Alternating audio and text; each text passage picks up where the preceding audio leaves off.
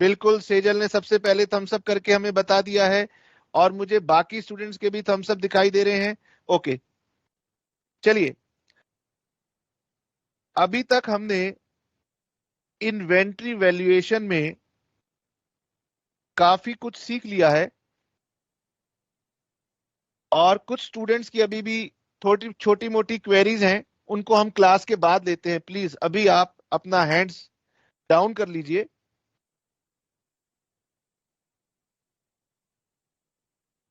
Now, अगर आपको ध्यान हो तो हमने आपसे बोला था कि इन्वेंट्री वैल्यूएशन क्या होता है। आपको फाइंड आउट करनी होती है कॉस्ट ऑफ इन्वेंट्री और आपको फाइंड आउट करनी होती है नेट रियलाइजेबल वैल्यू। इसे हम बोलते हैं NRV। ओके, और इन दोनों में से हमें लेनी होती है लोअर। जो लोअर होती है वो हमारी फाइनली कहलाती है वैल्यू ऑफ इन्वेंट्री। मैं एग्जांपल देता हूं। एग्जाम्पल क्या देना, मेरे पास यहां पर कोई ना कोई मटेरियल में क्वेश्चन होगा, मैं उस क्वेश्चन से आपको बताता हूं। चलो एग्जाम्पल यहीं पे नोट कर लेते हैं। Very very good. आइए सभी स्टूडेंट्स देखेंगे मेरे साथ साथ। सपोज मेरे पास स्टॉक में A, B, C, D और E 5 आइटम्स हैं। हमने इसकी कॉस्ट निकाली। सपोज इसकी कॉस्ट आती है 1,20,000, 1,50,000, 70,000, 90,000 और 2 लाख। ठीक है, ये एग्जाम्पल आप सभी ने समझना है। हमारी अकाउंटिंग कहती है कि सपोज आप 5 आइटम्स खरीद के लाए थे, ABCDE। आप इसे ना समझ लीजिए, मान लीजिए मैं एक कार का डीलर हूं, पुरानी कारों में डील करता हूं और मेरे पास 5 पुरानी कार है जो मैंने इस प्राइस की खरीदी है। ओके, नाउ नॉर्मली क्या होता है, हम जब भी बिजनेस में किसी गुड्स को बाय करते हैं और फ्यूचर में हम उसे सेल करेंगे तो हायर प्राइस पे सेल करेंगे या लोअर प्राइस पे सेल करेंगे? हायर प्राइस पे सेल करेंगे। ओके, तो हमारी अकाउंटिंग कहती है बहुत अच्छी बात है, आप इसे हायर प्राइस के ऊपर सेल करेंगे। लेकिन कभी कभी ऐसा हो सकता है कि आपने कोई गुड्स परचेज किया और वो गुड्स डैमेज हो गया, खराब हो गया, एक्सीडेंट हो गया। सपोज कीजिए मैं बात करता हूं ये कार नंबर E की। ठीक है, मैं एक पुरानी कार खरीद के लाया जिसके लिए मैंने 2 लाख रुपीस कस्टमर को पैसे दिए, तो ये मेरी कॉस्ट है। मैं इस कार को ला रहा था, अपने ऑफिस में ला रहा था, अपने सेल पॉइंट पे ला रहा था, रास्ते में इसका एक्सीडेंट हो गया। अब एक्सीडेंट हो गया तो अब ये कार कितने की सेल होगी? तो इसको हम बोलते हैं NRV। NRV का मतलब होता है उसका expected selling price minus expected expenses to make sale. Now ये जो कार 2 लाख रुपए की थी, ये जब मैं खरीद के लाया, अपने ऑफिस में ला रहा था, एक्सीडेंट हो गया, खराब हो गई। अब मैं कहता हूं कि इसको मैं सेल कर पाऊंगा कितने की? 1,50,000 रुपए की। ठीक है, नाउ इसको सेल करने के लिए मुझे इसके ऊपर अभी 30,000 रुपीज का और खर्चा भी करना पड़ेगा, क्योंकि मुझे इसकी रिपेयरिंग करानी पड़ेगी, तब जाके ये सेल हो पाएगी। नाउ सबसे पहली बात है कि इसका नेट रियलाइजेबल वैल्यू क्या होगा। तो नेट रियलाइजेबल वैल्यू का मतलब होता है जो भी एक्सपेक्टेड सेलिंग प्राइस है माइनस जो भी एक्सपेक्टेड फ्यूचर खर्चे हैं, वो माइनस करके जो प्राइस आएगा, that is called net realisable value. तो मुझे आप ई नंबर, जो हमारा प्रोडक्ट है ई, इसकी नेट रियलाइजेबल वैल्यू बता सकते हो? इसकी नेट रियलाइजेबल वैल्यू है 1,20,000। बहुत सारे स्टूडेंट्स ने अपना सर हिला के मुझे बता दिया सर इसका नेट रियलाइजेबल वैल्यू है 1,20,000। ठीक है, तो मैं यहां पर इसको लिखता हूं 120। नेट रियलाइजेबल वैल्यू का मतलब होता है जो फाइनली अमाउंट आपको रियलाइज होगा। ठीक है। नाउ हमारी अकाउंटिंग कहती है कि जब आप बैलेंस शीट बनाओगे तो बैलेंस शीट में जो भी आपके अनसोल्ड गुड्स हैं उनको आप स्टॉक के अंदर शो करोगे। ठीक है। कितने पे शो करोगे? आप तो 2 लाख रुपए की खरीद के लाए थे, उस पे नहीं शो करोगे। नेट रियलाइजेबल वैल्यू के साथ कंपेयर करोगे और चेक करोगे दोनों में से जो लोअर है उस प्राइस पे शो करोगे। तो मैं सपोज आपको बताता हूं कि ए की नेट रियलाइजेबल वैल्यू है 2 लाख, बी की नेट रियलाइजेबल वैल्यू है 250, सी की नेट रियलाइजेबल वैल्यू है 1 लाख और डी की नेट रियलाइजेबल वैल्यू है 80,000 और ई की नेट रियलाइजेबल वैल्यू है 120,000। तो आप जब अपनी बैलेंस शीट बनाओगे तो स्टॉक को कैसे निकालोगे? देखो आपको चेक करना है कॉस्ट 120, एनआरवी 2 लाख। बोलो दोनों में से लोअर क्या है? बोलिए दोनों में से लोअर क्या है? 120। फिर बी को चेक करो, कॉस्ट 150, एनआरवी 250, दोनों में से लोअर कितना? 150। सी प्रोडक्ट, कॉस्ट 70, एनआरवी 1 लाख, तो ये आएगा 70,000। ठीक है। अब सभी बच्चे ध्यान से सुनना, नोट बाद में करना, ध्यान से सुनना। अकाउंटिंग कह रही है कि ये डी वाली कार आपने खरीदी थी 90,000 की और अभी ये बिकी नहीं है, तभी स्टॉक है। मैंने पूछा कब सेल होगी, उन्होंने कहा अगले साल सेल हो जाएगी। पर अकाउंटिंग कह रही है कि देखो अगले साल जब ये सेल होगी तो आपको मिलेगा कितना? 80,000 मिलेगा। 90 की खरीदोगे, 80 में बेचोगे तो 10,000 का नुकसान हो जाएगा। अब हमारी अकाउंटिंग कहती है कि हमारे पास यहां पर एक ना प्रूडेंस कंसेप्ट होता है। प्रूडेंस कंसेप्ट ये कहता है कि अगर आपको दिखाई दे रहा है भविष्य में नुकसान होने वाला है तो उसकी इंतजार मत करो, उसको आज ही रिकॉर्ड करो, आज ही दिखाओ। इसीलिए मैं इसे 90 में खरीदता हूं लेकिन स्टॉक में दिखाऊंगा 80। यानी मेरा जो ये रूल है कॉस्ट और net realisable value whichever is lower, ये दरअसल अकाउंटिंग के प्रूडेंस कंसेप्ट के ऊपर बेस्ड है, जो ये बताना चाहता है किसी व्यापारी के पास अगर कोई स्टॉक ऐसा है जो उसे दिखाई दे रहा है भविष्य में कम प्राइस का सेल होगा तो उसका लॉस अगले सालों में ना दिखाया जाए, करंट ईयर में दिखाया जाए। इसके लिए रूल बना है कॉस्ट और net realisable value whichever is lower.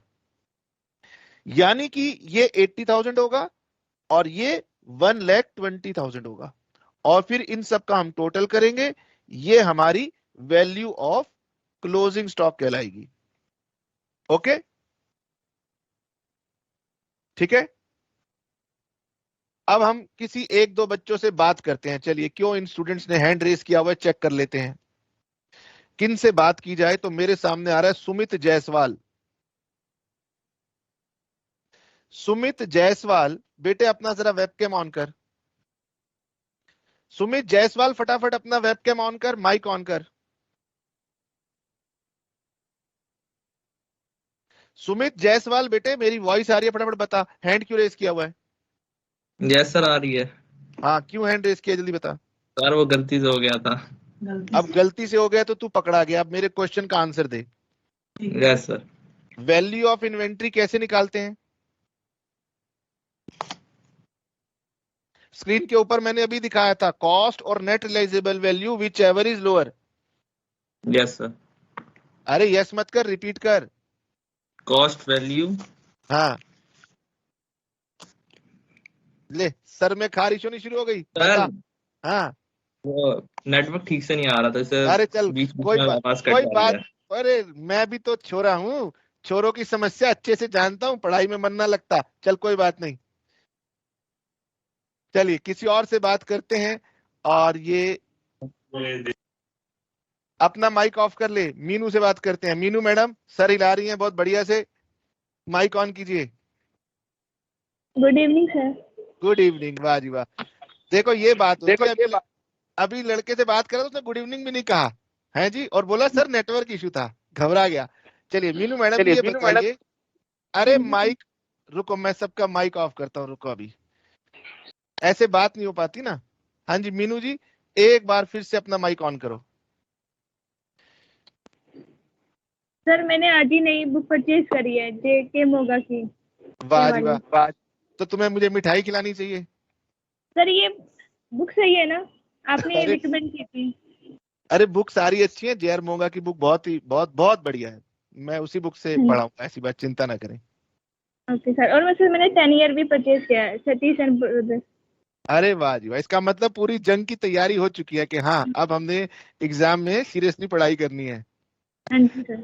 चलो अब मैं कुछ पूछूं, हाँ जी वैल्यू ऑफ इन्वेंट्री कैसे निकालते हैं? सर, जो कॉस्ट और नेट रिजर्वेशन में से जो वैल्यू कम होती है उसे लेते हैं, very which good. Is lower. देखो जो हम कॉस्ट निकालते हैं वो मैंने पिछली 2 क्लासेस में सिखाया था कि फीफो मेथड लगाओ, लीफो मेथड लगाओ या वेटेड एवरेज लगाओ, उससे हमने कॉस्ट निकाल ली। तो कई बार तो एग्जामिनर ये चेक करता है कि क्या स्टूडेंट को कॉस्ट निकालनी आती है, तो वो उस तरह के क्वेश्चन हमें देता है, ठीक है। फिर कई बार एग्जामिनर कहता है कि वैसे तो बहुत क्वेश्चन चेक कर लिए, चलो और भी चेक कर लें कि बच्चों को नॉलेज है या नहीं है। तो एक सिंपल सा कंसेप्ट है कि हम स्टॉक की वैल्यू निकालते हैं, कॉस्ट और net realisable value whichever is lower. पर इसके पीछे जो अकाउंट्स का मोटिव है वो है प्रूडेंस कंसेप्ट का, कि आपका प्रोडक्ट भविष्य में कम का सेल होगा, इसका मतलब है भविष्य में नुकसान होगा, पर वो नुकसान आपको आज पता चल चुका है तो आपको आज रिकॉर्ड करना है, ठीक है। बोलिए, समझ में आया? हाँ जी समझ में आ गया। ठीक है, चलो बाकी की बातें हम किसी और बच्चे के साथ समझ के करते हैं। और ये बात अगर मैं किसी एक बच्चे से कर रहा हूं तो ये समझ लीजिए कि मैं आप सभी से बात कर रहा हूं, ठीक है। अब मेरे सामने आ रहा है रवि, मैं रवि को लाइन पे लेता हूं। रवि सिंह बेटे अपना माइक ऑन करेगा?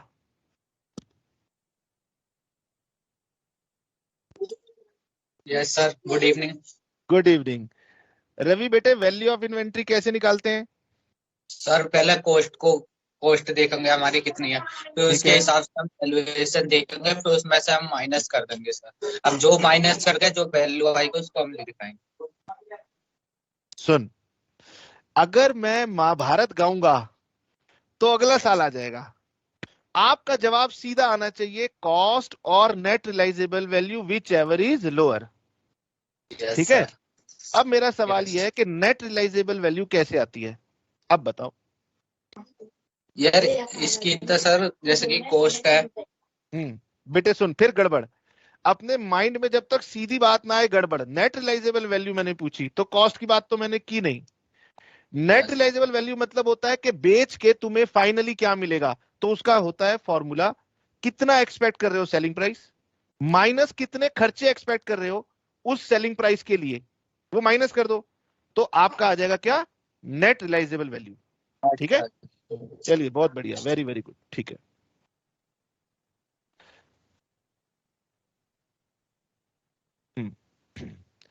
और बहुत सारे बच्चों ने हैंड रेज कर रखा है, मुझे समझ नहीं आया जी क्यों हैंड रेज कर रखा है।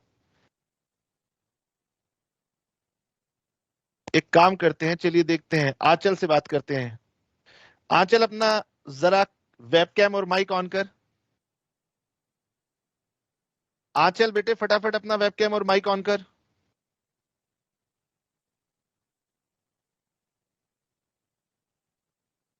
अब इतना हमारे पास समय नहीं है, शायद आंचल तक हमारी वॉइस आ नहीं रही है, और देखा जाए किससे बात की जाए। ये डॉली ने भी मेरे ख्याल पहले हैंड रेस करके रखा हुआ था, जरा डॉली से बात करते हैं। बताएं Dolly madam ji, mic on कीजिए फटाफट। डॉली मैडम जल्दी से अपना माइक ऑन कीजिए। लगता है डॉली से बात नहीं हो पाएगी। नंदिनी जरा अपना माइक ऑन करो।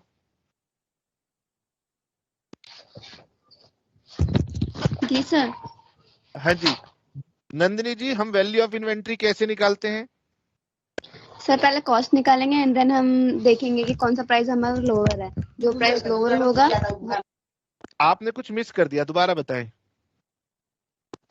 जो प्राइस हमारा लोअर होगा मतलब कम होगा उसको हम बोलते हैं इन्वेंट्री वैल्यूएशन। बेटे मैंने कहा आपने कुछ मिस कर दिया, स्टार्टिंग से बताओ वैल्यू ऑफ इन्वेंट्री कैसे आएगी? कॉस्ट कॉस्ट और नेट रिलायबिलिटी वैल्यू को हम कंपैरिजन करते हैं, कौन सी net लोअर होती है। हाँ यस जी, sir. Net realisable value. Net realisable value net कैसे आती है? सर पहले हम जो भी हमारा जो एक्सपेक्ट करते हैं हम सेलिंग प्राइस, उसमें से हमें माइनस करना होता है हमारे जो एक्सपेंसेस होते हैं, मतलब है, जो कॉस्ट बिल्कुल लगी है ठीक, उस पे। बिल्कुल ठीक, बिल्कुल ठीक, बिल्कुल ठीक, ठीक है, जी वेरी गुड। यही जो एनआरवी हम निकालते हैं, मैं बार बार बच्चों से पूछ रहा हूं एनआरवी कैसे निकालते हैं, क्योंकि उनके माइंड में अगर एनआरवी नहीं आएगा कि कैसे निकालते हैं, तो मैं जो क्वेश्चन करवाने जा रहा हूं ना उसमें उनको दिक्कत आएगी, फिर वो कहेंगे कि सर ये कैसे किया आपने। तो मैं 1 मिनट देखता हूं, मुझे याद आ रहा है कि मैंने नोट्स में कहीं पर ये बात लिख करके दी थी कि नेट रिलाइजेबल वैल्यू हम लोग कैसे निकालते हैं। यस, मैंने जो नोट दिए हैं उसमें आ रहा है पेज नंबर 6 के ऊपर। मैं दिखाता हूं, सभी को दिखाता हूं, सभी को दिखाने जा रहा हूं पेज नंबर 6 के ऊपर। ये हमारा पेज नंबर 8 है और ये हमारा पेज नंबर 7 है और ये हमारा पेज नंबर 6 है। ये आ गया, सभी को दिख रहा है तो जरा थम्स अप कीजिए। स्क्रीन दिख रही है? ओके, थम्स अप हो गया। आप यहां पर देख सकते हैं कि नेट रिलाइजेबल वैल्यू क्या होती है। जब भी आपसे पूछा जाए नेट रिलाइजेबल वैल्यू क्या होती है, तो आपके अंदर से ये आंसर आना चाहिए, एस्टिमेटेड सेलिंग प्राइस। भविष्य में जब आप बेचोगे तो क्या उम्मीद है, estimated selling price less estimated cost of completion. मतलब जैसे मैंने कार का एग्जांपल दिया, कार अगर एक्सीडेंट हो गया तो एक्सीडेंट की हालत में तो कोई खरीदेगा नहीं, पहले उसको ठीक ठाक कराना पड़ेगा। तो आप सोच रहे हो कार कितने की बिकेगी, उसमें से माइनस करो कितने खर्चे करने पड़ेंगे ठीक कराने के लिए और कितने खर्चे करने पड़ेंगे सेल करने के लिए। हो सकता है किसी को कमीशन देनी पड़े, तो जो फाइनल में बचेगा दैट इज एनआरवी। तो बोलो, estimated selling price less estimated cost less estimated जो भी आपका खर्चा या कमीशन है, जो फाइनल आएगा वो आएगा नेट रिलाइजेबल वैल्यू। ठीक है, अब आइए क्वेश्चन के पास चलते हैं। बहुत सारे बच्चों का ये क्वेश्चन था, बहुत सारे बच्चों का, क्योंकि हम जब बीकॉम प्रोग्राम में भी ये वाला क्वेश्चन करवा रहे थे ना, उस समय हमारी स्क्रीन का इशू आ गया था। अब देखिए, अब हम इस क्वेश्चन को करेंगे।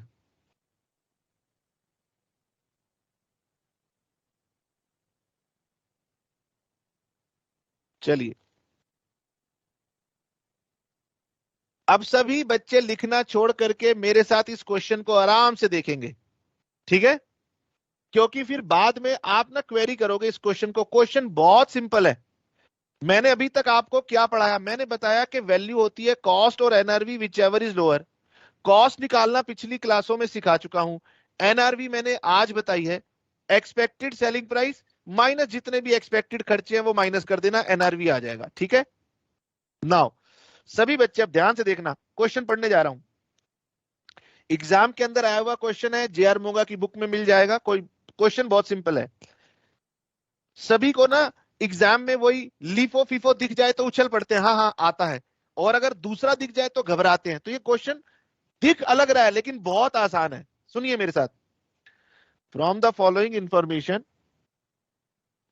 Find out value of stock, cost of physical stock was 2 lakh. तो क्वेश्चन सबसे पहले कह रहा है कि भाई कॉस्ट मैं बता रहा हूं, दिमाग मत लगाओ, कॉस्ट कितनी है, 2 लाख।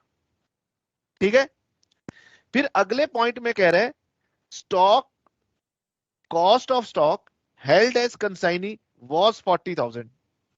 ठीक है, तो मैं इसका मतलब समझाता हूं। इसका मतलब यह है, मेरी एक शॉप है और मैंने अपनी शॉप में जो सामान रखा था उसकी कॉस्ट की कैलकुलेशन की, तो पॉइंट नंबर 1 कहता है कि वो 2 लाख रुपए है।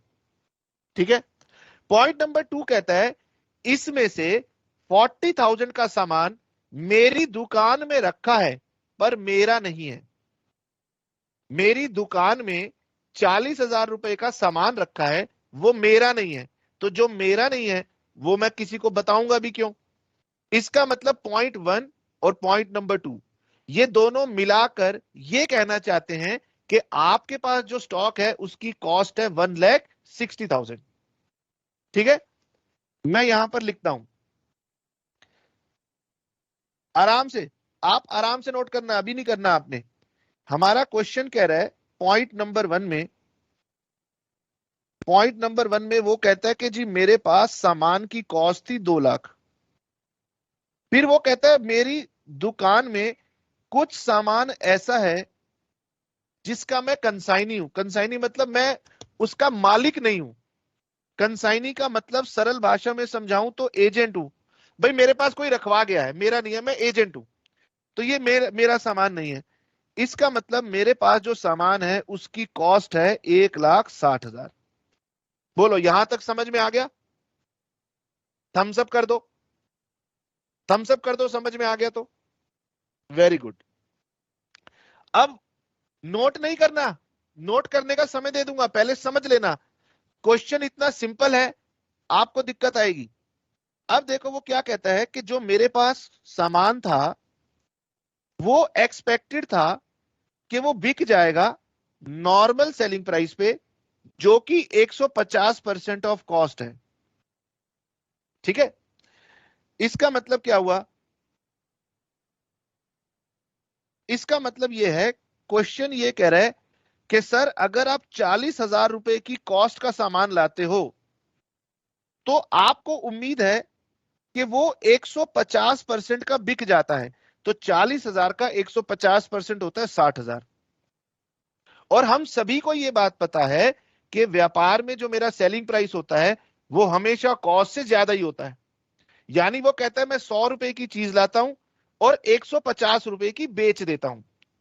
हमारी अकाउंटिंग कह रही है कि बहुत अच्छी बात है, जब तुम बेचोगे हम इसका प्रॉफिट निकाल के रख देंगे, लेकिन हमें चिंता इस बात की है कि कहीं कोई तुम्हारा सामान डैमेज तो नहीं हो गया, कहीं कोई तुम्हारा सामान खराब तो नहीं हो गया, कहीं उस पर कोई नुकसान तो नहीं होने वाला। अगर होने वाला है तो वो अगले साल नहीं इसी साल रिपोर्ट होगा। तो इसीलिए हम एनआरवी की बात करेंगे। आगे बढ़ते हैं। Stock was expected to realise normal selling price of 150% of cost. यानी मेरा सभी सामान लागत की 150% पर बिकेगा, एक्सेप्ट, लेकिन कुछ चीजें ऐसी हैं जो ऐसे पे नहीं बिकेंगी। वो कौन सी है? उन्होंने कहा कि फॉलोइंग गुड्स के बारे में देखिए। गुड्स कॉस्टिंग 10,000 वर डैमेज्ड। अब इसमें से कुछ सामान आपका ऐसा है जो डैमेज हो गया। फिर अगली लाइन में कह रहा है गुड्स कॉस्टिंग 20,000 वर डैमेज्ड। ठीक है, आराम से। अब मैं कहता हूं मेरे पास जो सामान है टोटल, उसकी टोटल लागत थी 1,60,000। अब मैं इसके हिस्से बना रहा हूं, जैसे पहले मैंने ABCDE बनाया था, अब मैं इसके हिस्से बनाने जा रहा हूं। इसमें से पहला पार्ट, इसकी कॉस्ट है 10,000। अभी इसको दोबारा पढ़ेंगे कि उसके बारे में वो क्या कह रहा है। फिर वो कह रहा है एक और पार्ट जिसकी कॉस्ट है 20,000। ठीक है, इन दो के केस में 150% पे नहीं बिक पाएंगे। इसका मतलब जो बाकी का बैलेंस है वो हो गया 1,30,000। फिर से बताता हूं मैंने क्या किया। क्वेश्चन कह रहा था आपके पास 2 लाख की कॉस्ट का सामान है, मैंने कहा ठीक है, ये रही मेरी 2 लाख की कॉस्ट। ठीक है, फिर क्वेश्चन ने कहा इसमें से 40,000 का सामान का तू मालिक नहीं है, तो मैंने बाहर कर दिया, बचा 1,60। फिर वो कहता है कि मेरा सारा सामान लागत के 150% पे बिकता है, मैंने कहा बहुत अच्छी बात है, लेकिन कहता है लेकिन 2 समस्याएं हैं। पहला, मेरा 10,000 का सामान डैमेज हो गया है, मेरा 20,000 का डैमेज हो गया है। यानी कुल 160 में से अगर ये डैमेज है, ये डैमेज है, तो ये ठीक सामान है। इसको मैं कह सकता हूं नॉर्मल, ताकि आप समझ पाओ ये मेरा सामान नॉर्मल है। ठीक है, अब पढ़िए क्वेश्चन क्या कहता है। अब कहते हैं क्वेश्चन, दोबारा से पढ़ रहा हूं, पॉइंट नंबर 3। स्टॉक जो है उम्मीद करते हैं नॉर्मल प्राइस पे बिक जाएगा, जो कि 150% ऑफ कॉस्ट होगा। लेकिन ये जो फॉलोइंग गुड्स हैं, गुड्स कॉस्टिंग 10,000, एक तो ये डैमेज है, ये नहीं बिकेंगे। एक गुड्स कॉस्टिंग 20,000 डैमेज है, ये नहीं बिकेंगे। इन दोनों को छोड़कर बाकी सब 150% पे बिक जाएंगे। ठीक है। अब ये जो गुड्स कॉस्टिंग 10,000 हैं, ये डैमेज हैं और इनके लिए खर्चा करना पड़ेगा 10% ऑफ नॉर्मल सेलिंग प्राइस। ठीक है। To realise the cost. सभी बच्चे ध्यान से इस लाइन का मतलब समझ लो। इस लाइन का मतलब यह है कि ये जो 10,000 वाला मेरा सामान है, ये खराब हो चुका है। अगर मैं इसको बेचने जाऊंगा तो इसका नॉर्मल सेलिंग प्राइस जो है ना, मुझे कितना मिलेगा? जितना उसकी लागत है। कितनी लागत है इसकी? 10,000। लाइन का मतलब समझो, गुड्स 10,000 के थे, डैमेज हो गए हैं, उन पे कुछ खर्चा करना पड़ेगा। खर्चा करने के बाद वो जो रियलाइज होगा, रियलाइज का मतलब होता है सेल होगा, कॉस्ट के बराबर सेल होगा। ठीक है। आइए जी, आइए। अगर आप मेरी ये वाली बात समझ जाएंगे तो आप ये वाला क्वेश्चन समझ जाएंगे। ठीक है। तो मैं किसी स्टूडेंट से बात कर लेता हूं। मेरे सामने सबसे पहले आ रही है Swati.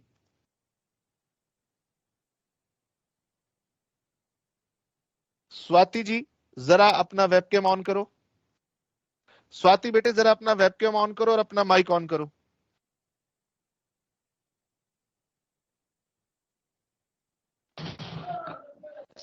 Good evening sir. Good evening. पहले तो बताएं, आपने हैंड क्यों रेज किया था? सर मैंने ना पास्ट रिकॉर्डेड लेक्चर्स लिए नहीं थे, तो सर अच्छा, मैं उसकी- उनको कहाँ देख सकती हूँ? अरे उसकी टेंशन छोड़ो, अब आज की क्लास की टेंशन लो पहले, जो चल रही है। इसमें तो कुछ भी दिक्कत नहीं है सर, समझ आ हाँ, गया। हमारे पास जो है पहले उसका आनंद लेना चाहिए। जो हमारे हाथों में नहीं है उसकी चिंता छोड़ देनी चाहिए। Okay sir. ठीक है। मैंने अभी अभी एक पॉइंट पढ़ा था, उस पॉइंट को बच्चों को 2 बार 4 बार पढ़ना पड़ेगा, तब समझ में आएगा उस पॉइंट में क्या था। उस पॉइंट में लिखा था कि हमारे पास 10,000 की कॉस्ट के गुड्स हैं, ओके, जो कि डैमेज हो गए हैं। अगर वो डैमेज नहीं हुए होते तो वो गुड्स कितने के बिकते? क्वेश्चन में लिखा था जो हमारा नॉर्मल सेलिंग प्राइस है वो 150% है। तो क्या आप मुझे गणित करके बता पाओगे, अगर वो डैमेज ना होते तो वो कितने के बिकते?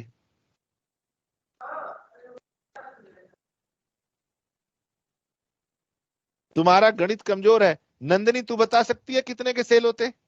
माइक ऑन कर। Yes sir. सर जो हमारा जो 10,000 है उसे 150 पे ही वो कर देंगे हम नॉर्मली बेटे, काउंटिंग। मेरे सवाल का अभी भी सही जवाब नहीं मिला। मुझे एग्जैक्ट जवाब चाहिए, कितने के बिकेंगे? Wait sir. हाँ, चलिए वेट कर रहा हूं, कोई बात नहीं।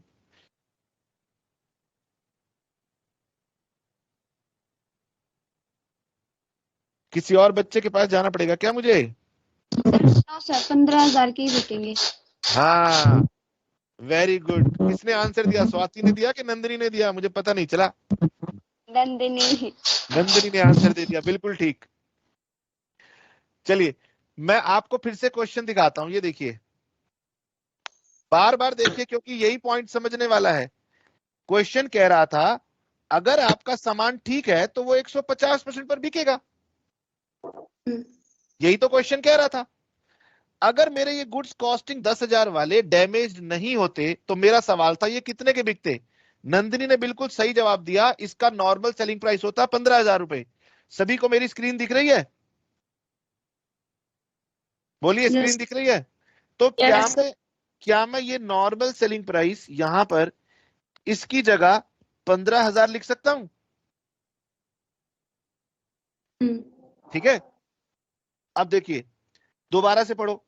गुड्स कॉस्टिंग 10,000 वॉज डैमेज्ड, ये खराब हो चुके हैं, और an expenditure of 10% of 15,000 was necessary. यानी 15,000 का 10% खर्चा करना जरूरी होगा अब। यानी कि खर्चे की फिगर कितनी हो गई नंदिनी? सर 15। 15 क्या? सर 15 हमारा सेलिंग प्राइस था, बट वो हाँ। जो 10,000 है वो डैमेज हो गए हैं। बेटे तो ऐसा है, 15 अपने आप में कुछ नहीं है। 15,000, 15 लाख, 15 करोड़, ये बता। क्या चीज सर? हाँ, समझी नहीं मैं आपका क्वेश्चन। दोबारा पढ़ो। Goods Goods costing 10,000 were damaged and an expenditure of 10% of normal selling price। Normal selling price की तो वैल्यू मैंने रख दी। बोलो ना, जी सर। बोलो ना। नॉर्मल सेलिंग प्राइस तो तूने बताया अभी। हाँ, तो 10% ऑफ नॉर्मल सेलिंग प्राइस कितना होगा? इस 15,000 का हमें 10% निकालना पड़ेगा। बेटे तो सीधा बताना कितना होगा। 1500।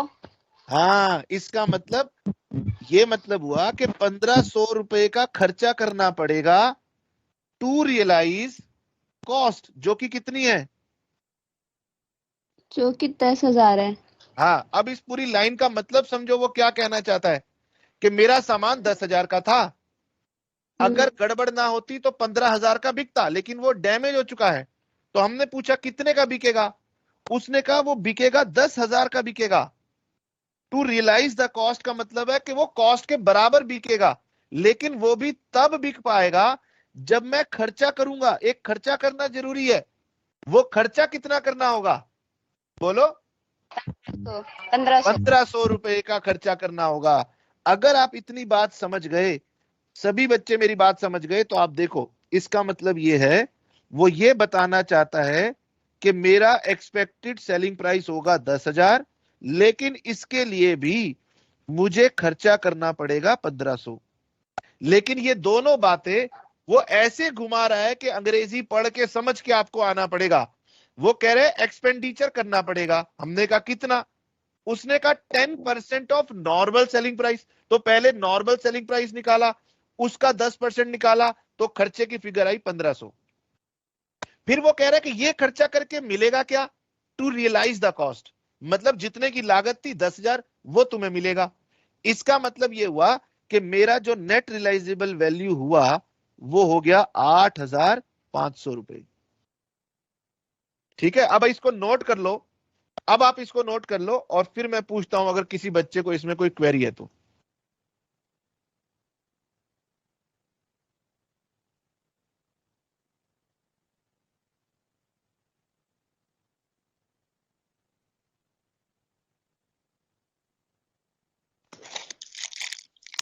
जब नोट कर लेंगे बच्चे तो फिर मुझे जरा थम्स अप कर देंगे। नोट कर लेंगे तो जरा थम्स अप कर देंगे। ध्रुव ने तो आज अपना हेडफोन लगा नहीं रखा। ध्रुव तेरा हेडफोन कहां गया भाई?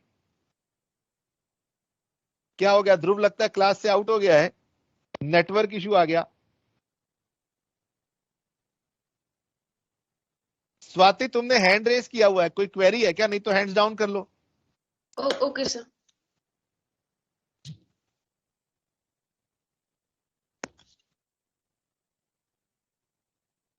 चलिए जी, अगर सबने नोट कर लिया तो बेटे जरा थम्स अप कर दो ताकि मुझे पता लग जाए कि हाँ नोट कर लिया है। Very good.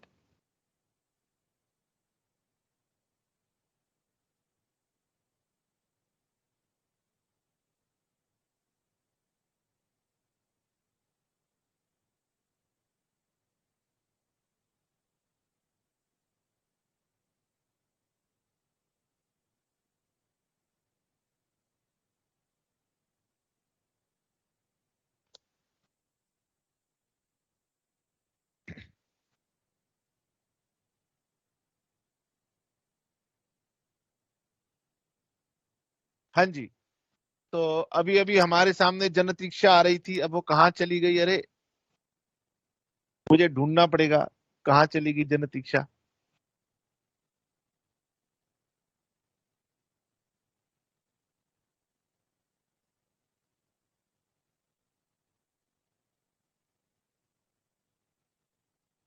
हाँ ये मिल गई जनतीक्षा, रुकिए। जनतीक्षा मैडम जरा अपना माइक ऑन करेंगे।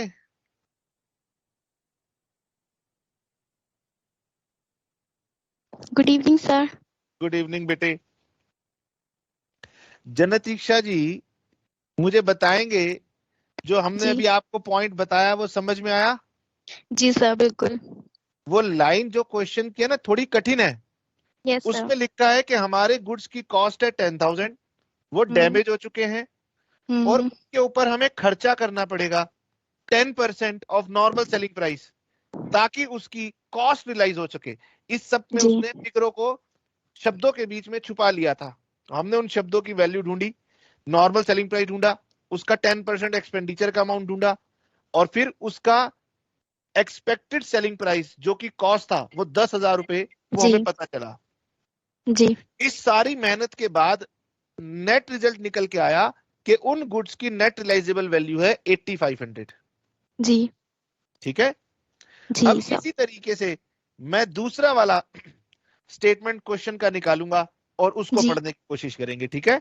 जी जी ठीक है सर। तो चलिए, जिस तरह से जन्नत को समझ में आ गया है, हम ये मान लेते हैं कि सभी बच्चों को समझ में आ गया है, तो मैं अब चलता हूं पॉइंट नंबर 2 की तरफ। ये बहुत सारे बच्चों की क्वेरी थी, इसलिए मैं आपको आराम से ये पॉइंट नंबर 2 भी समझाऊंगा। अब देखिए, जो गुड्स कॉस्टिंग 20,000 के थे वो भी डैमेज है, गुड्स कॉस्टिंग 20,000 के थे वो भी डैमेज हैं और वो बियॉन्ड रिपेयर डैमेज हो चुके हैं। वो डैमेज इतने हो चुके हैं कि उसमें रिपेयरिंग भी नहीं हो सकती। ऊपर के पॉइंट में वो कह रहा था कि खर्चा करोगे रिपेयर हो जाएगी, अब रिपेयर भी नहीं हो सकती, मतलब वो कबाड़ी को बेचने पड़ेंगे। ठीक है।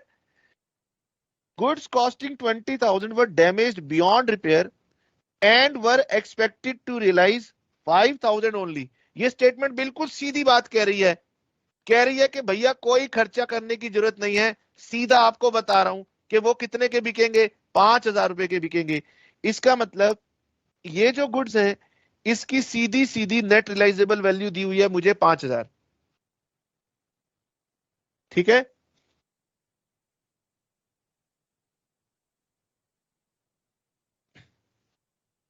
ठीक है। अब आते हैं लास्ट के ऊपर। अब ये जो गुड्स हैं इसका मतलब ये नॉर्मल गुड्स हैं, क्योंकि क्वेश्चन कह रहा था कि ये मेरे डैमेज्ड गुड्स थे, ये भी मेरे डैमेज गुड्स थे, ये मेरे नॉर्मल गुड्स हैं। जो भी मेरे नॉर्मल गुड्स हैं वो 150% के ऊपर बिकेंगे। अब इसका 150% कितना होगा? 1,95,000।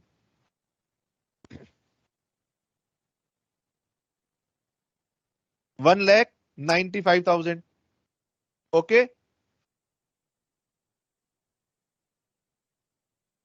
अब मुझे सिर्फ आप ये बताइए कि जब मैं वैल्यू ऑफ क्लोजिंग स्टॉक निकालूंगा तो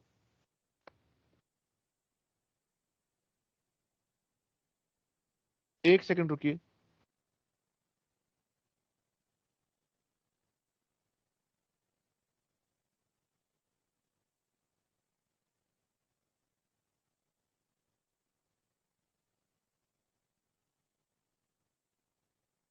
सभी को स्क्रीन दिखाई दे रही है? जब मैं अपना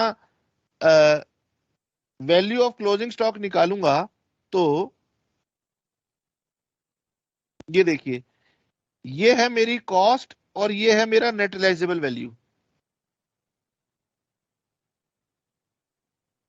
ये है मेरी कॉस्ट और ये है मेरा नेट रियलाइजेबल वैल्यू। बताओ दोनों में से लोअर कौन सा है? 8,500। तो यहां लिखूंगा 8,500। ये मेरी कॉस्ट है, ये मेरा नेट रियलाइजेबल वैल्यू है। दोनों में से लोअर कितना है? 5,000।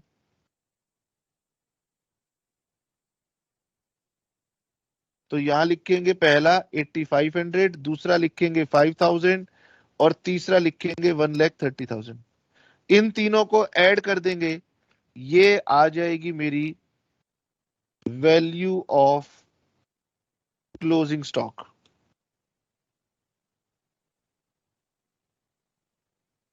1,43,500।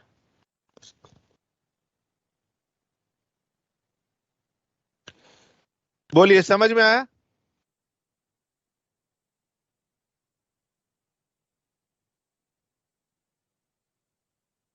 नोट कर लीजिए इसको, और फिर मैं देखता हूं किस स्टूडेंट को ये नहीं समझ में आया, क्योंकि मुझसे बहुत सारे स्टूडेंट्स ने ये वाली क्वेरी पूछी थी कि सर हमें इस वाले क्वेश्चन का आंसर नहीं आया। ठीक है, बोलिए बेटे, समझ में आया?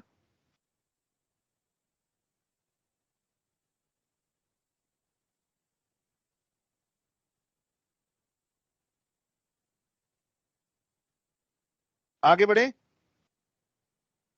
अब देखिए, सवाल ये उठता है कि सर क्वेश्चन जब एग्जाम में करेंगे तो इसकी प्रेजेंटेशन ऐसी नहीं करेंगे, प्रेजेंटेशन थोड़ी अच्छी करनी पड़ेगी। तो अब आप लिखिए solution, calculation of value of closing stock. ठीक है, पहले हम लिखेंगे वैल्यू ऑफ नॉर्मल गुड्स। थोड़ा सा प्रेजेंटेशन समझाने की बात कर रहा हूं कि वो तो मैंने आपको समझाने के लिए वैसा किया था। हम ऐसे लिखेंगे वैल्यू ऑफ नॉर्मल गुड्स। ठीक है, या ऐसा करते हैं, रुको रुको, हम ये कहते हैं सबसे पहले कॉस्ट ऑफ टोटल गुड्स, ये हमें दी हुई थी 2 lakh, less cost of goods held as consignee 40,000। ठीक है, पहले हम लिखेंगे कि टोटल कॉस्ट दी थी 2 lakh, goods held as consignee था 40,000, cost of goods left 1,60,000।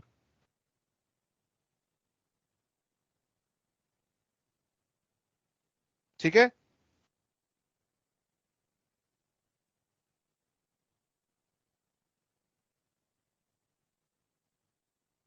Cost of damaged goods,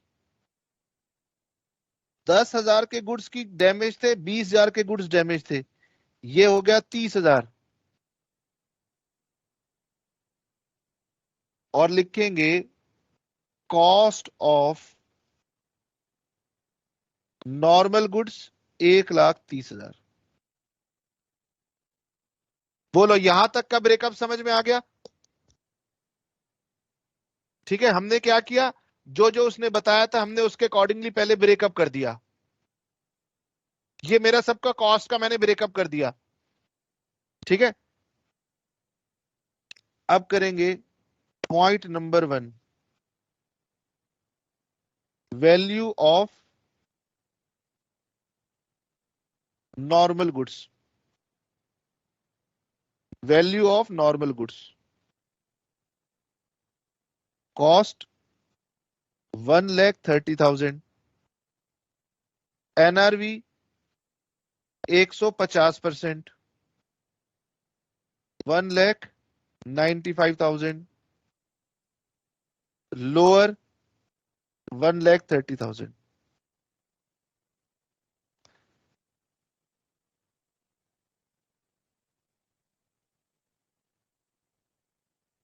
add number 2,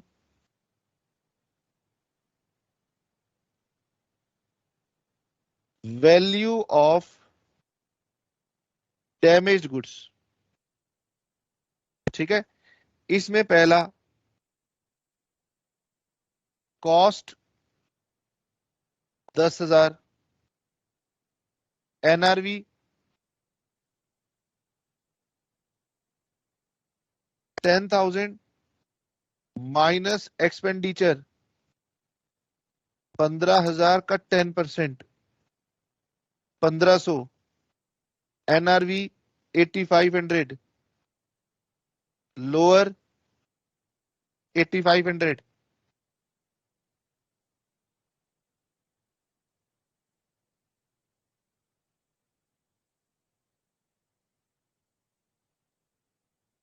और इसी के तरीके से साथ में third value of damaged goods जो कि 20,000 वाले थे उसकी निकालेंगे। कॉस्ट 20,000, एनआरवी क्वेश्चन में गिवन है 5,000, लोअर 5,000।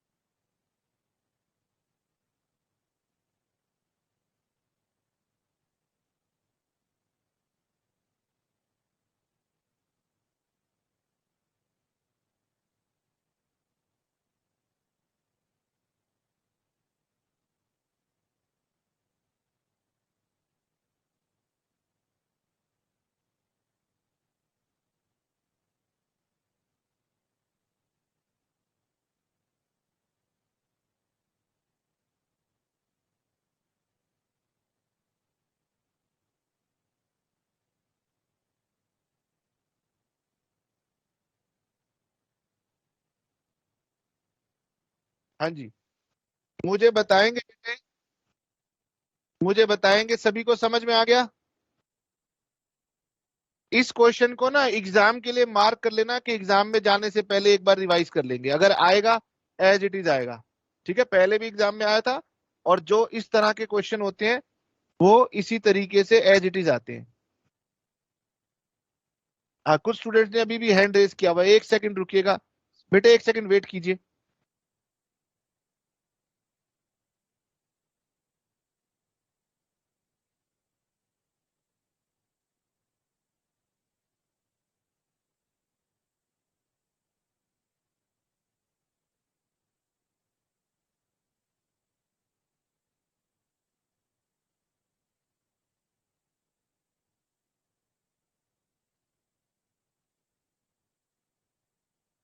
अब एक और क्वेश्चन करेंगे हम, जो कि कौन सा क्वेश्चन होगा हमारा, ये देखिए। ठीक है, अब बच गया मेरे पास क्वेश्चन नंबर 7। मैं स्क्रीन के ऊपर दिखाता हूं, रुकिए।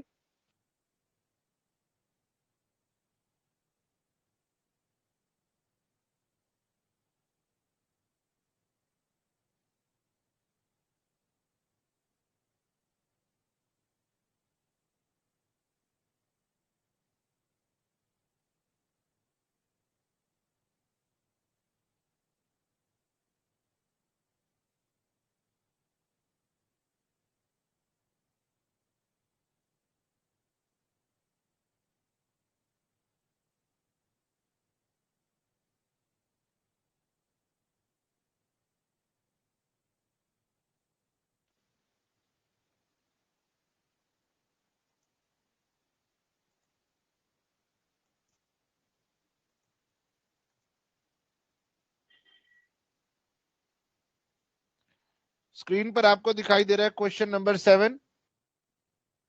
ठीक है, इस क्वेश्चन नंबर 7 से पहले हम लोग क्वेश्चन नंबर 8 देखेंगे। ठीक है, आप इसको जरा रीड कीजिए 2 मिनट, फिर मैं आपको समझाता हूं।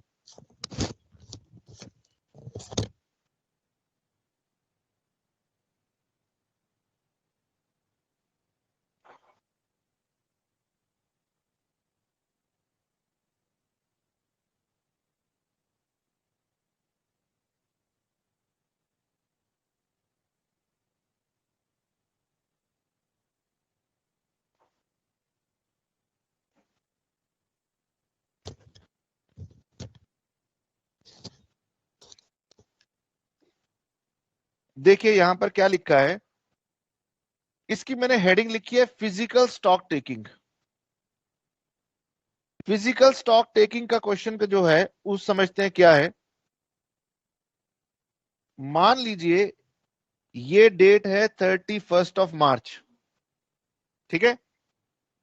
अब 31 ऑफ मार्च को जब हम अपने फाइनल अकाउंट्स बनाते हैं तब हमें स्टॉक की वैल्यू चाहिए। एक तरीका तो मैंने आपको बताया है कि हम लोग स्टोर्स लेजर बनाते हैं, एक तरीका होता है हम लोग स्टोर्स लेजर बनाते हैं, लेकिन मैं छोटा व्यापारी हूं, मैं स्टोर्स लेजर नहीं बनाता, ठीक है। तो मैंने कहा था जो लोग स्टोर्स लेजर नहीं बनाते वो लोग दरअसल बिना स्टोर्स लेजर के भी निकाल सकते हैं, उसको हम बोलते हैं पीरियोडिक मेथड। पीरियोडिक मेथड में सबसे पहले मैं ढूंढता हूं यूनिट्स, ठीक है, और फिर उसकी निकालता हूं वैल्यू। तो हमने क्या किया था, हमने कुछ प्लस माइनस करके यूनिट्स निकाल लिए थे, लेकिन कुछ बिजनेसमैन ऐसे होते हैं वो कहते हैं कि मैं यूनिट्स को ऐसे नहीं ढूंढूंगा। मैं कैसे ढूंढूंगा, मैं अपने शॉप में जाऊंगा और मेरे शॉप में जो भी सामान पड़ा हुआ है मैं उसकी काउंटिंग करूंगा। मैं दुकान में जाऊंगा और दुकान में जाके देखूंगा कितना सामान पड़ा है, मतलब मैं गिनती करूंगा, ओके। अब जब वो गिनती करने लगा तो इसको हम बोलते हैं फिजिकल स्टॉक टेकिंग, ठीक है। ध्यान से मेरी बात समझना, सभी बच्चे मेरी बात ध्यान से समझ लो। जब वो फिजिकल स्टॉक टेकिंग करने लगा, मतलब वो अपने सामान की गिनती करने लगा, गिनती करते करते आ गई डेट 7 अप्रैल, और 7 अप्रैल को उसको स्टॉक मिला। अब रिपीट करता हूं, मुझे स्टॉक किस दिन का चाहिए था, 31 मार्च का, क्योंकि मेरे फाइनल अकाउंट्स कब बनते हैं, 31 ऑफ मार्च को बनते हैं। लेकिन मैंने फिजिकल काउंटिंग करनी शुरू कर दी, और फिजिकल काउंटिंग करने में मुझे कुछ समय लग गया, और मेरे पास स्टॉक की गिनती पूरी हो पाई 7 ऑफ अप्रैल को। ये क्वेश्चन है, स्टॉक तो मिला लेकिन कब का मिला, बाद का मिला। मुझे चाहिए कब का था, 31 मार्च का, पहले का चाहिए था।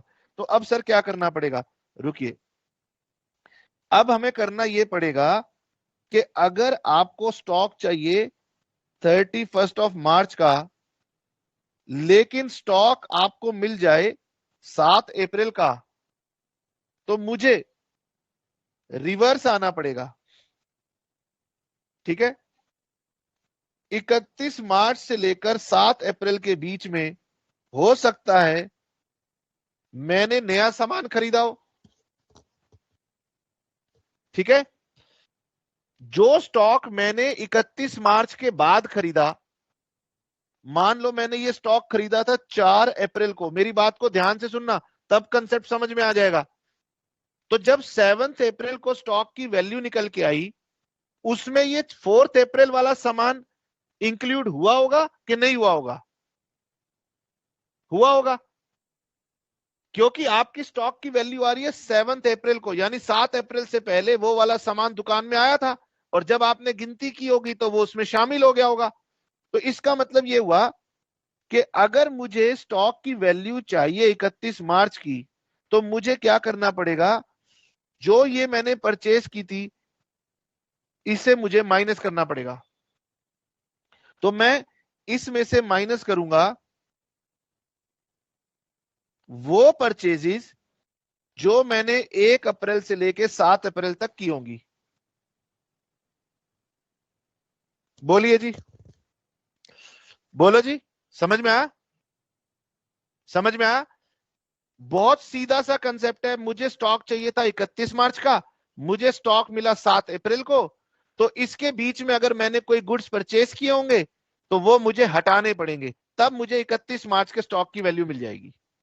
मैं रिवर्स जा रहा हूं, आगे से पीछे जा रहा हूं, तो जो जो मेरी दुकान में आया था इस पीरियड के दौरान मैंने उसको माइनस कर दिया। सिमिलरली इस दौरान में मैंने कुछ सेल भी की होगी, ठीक है। इसका मतलब जब मैं स्टॉक की गिनती कर रहा था मेरा कुछ सामान बाहर चला गया, अगर 31 मार्च को करता तो वो मेरे स्टॉक के अंदर शामिल हो जाता, अभी वो शामिल नहीं हो पाया क्योंकि वो चला गया था। तो इसे क्या करूंगा, इसको प्लस करूंगा। लेकिन ये जो सेल हुई होगी ये सेलिंग प्राइस पे हुई होगी, और मैं जो स्टॉक दिखाता हूं वो मैं कॉस्ट प्राइस के ऊपर दिखाता हूं, तो मुझे उसकी कॉस्ट निकालनी पड़ेगी। तो मैं क्या करूंगा, मैं सेलिंग प्राइस में से जो जीपी का अमाउंट है वो माइनस करूंगा, तब मुझे इसकी कॉस्ट मिल जाएगी। बस एक चीज हटानी है और सेल की कॉस्ट निकाल के जोड़ देनी है। तो ये जो मेरा आंसर आएगा, ये मेरा आंसर आएगा स्टॉक ऑन 31 मार्च, यही मुझको ढूंढना है। समझ में आया? अब यहां पर आपने नोट कर लिया, फटाफट नोट कीजिए, फिर मैं आपको कंसेप्ट के ऊपर दिखाता हूं।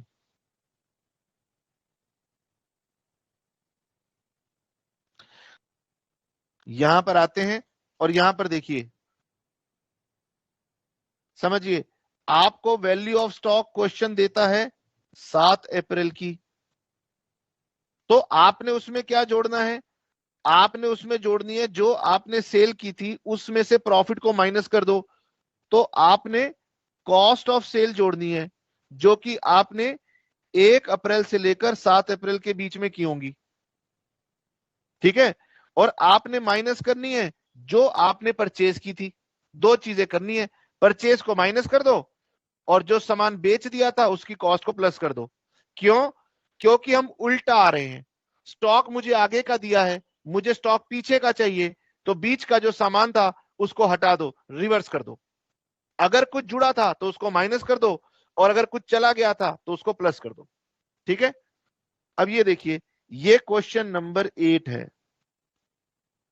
सभी बच्चे इस क्वेश्चन को बनाने की कोशिश करेंगे, 2 मिनट का समय देता हूं, बनाने की कोशिश कीजिए। क्या आपको ये क्वेश्चन समझ में आता है कैसे बनेगा? पढ़ता हूं आपके साथ। A trader prepared his accounts on 31 March every year. Due to some unavoidable reasons no stock taking could be possible till 15 April 2021। वो ये कह रहा है कि मैं अपने अकाउंट्स क्लोज करता हूं 31 मार्च को, लेकिन मैं स्टॉक निकाल पाया 15 अप्रैल को, यानी 15 दिन बाद का स्टॉक निकाल पाया। On which date total cost of goods in godown came to 5 lakh. ठीक है, इसको हम साथ साथ सॉल्व करते हैं। Question number 8, cost of stock on 15 April 5 lakh. ठीक है, cost of stock on 15 April 5 lakh. Now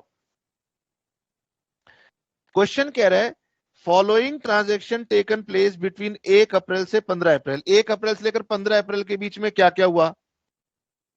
हमने टोटल सेल की 4,10,000, यानी ये सामान चला गया था, जब मुझे स्टॉक की वैल्यू मिली तब तक ये जा चुका था, जिसमें से 1 लाख की कैश सेल थी। तो मेरे को चाहिए थी total sale. Total sale question में गिवन है, इसीलिए इस बात से मुझे कोई फर्क नहीं पड़ता कि उसमें से कैश कितनी थी, उसमें से उधार कितनी थी। मेरी टोटल सेल हुई 4,10,000 की। मेरी परचेज हुई 50,340 रुपए की, जिसमें से कैश परचेज थी 18,900। तो मुझे इससे कोई फर्क नहीं पड़ता कैश थी कि उधार थी। मेरी सेल्स रिटर्न हुई थी 10,000। ठीक है, goods are sold by the trader at a profit of 20% on sales. ठीक, चलिए जी, इसमें मुझे ऐड करना है cost of goods sold between 1/4 से 15/4। 1 अप्रैल से लेकर 15 अप्रैल तक जो गुड्स भी आपने बेचे उसकी कॉस्ट को मुझे ऐड करना है। सेल 4,10,000, माइनस ये सेल मेरी रिटर्न हो गई 10,000, तो मेरी नेट सेल हुई 4 लाख। इसमें से जो प्रॉफिट हुआ था वो माइनस कर दो। ग्रॉस प्रॉफिट था 20%, 20% ऑफ सेलिंग प्राइस, ये हो गया 80,000, माइनस कर दो। इसका मतलब कॉस्ट थी 3,20,000।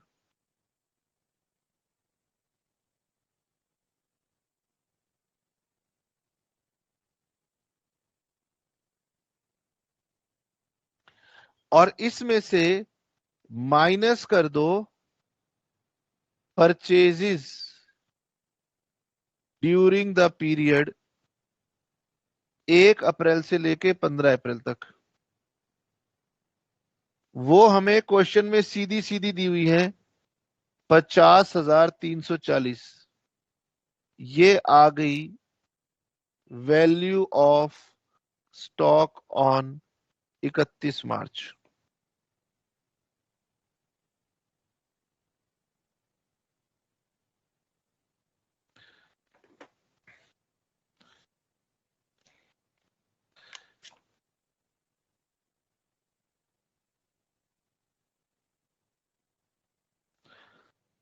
$7,69,660।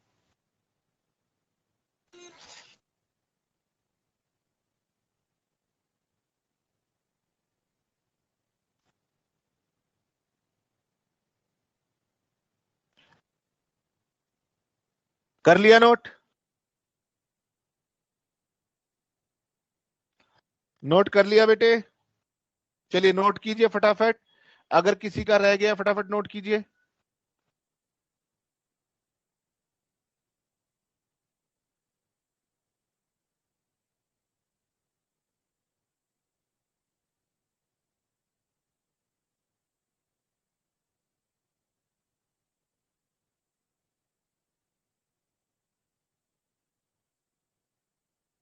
चलिए तो यहां पर अब ये हमारा इन्वेंट्री वैल्यूएशन चैप्टर का ये कंप्लीट हो गया। ठीक है, और अब अगर किसी की कुछ क्वेरीज हैं तो वो बच्चे रुक सकते हैं। बाकी जो बच्चे अब जाना चाहें, एग्जिट करना चाहें, वो एग्जिट कर सकते हैं।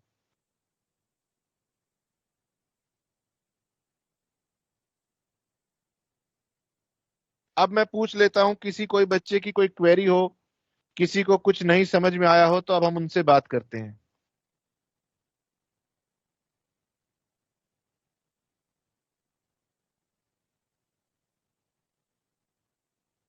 प्रिया मैडम।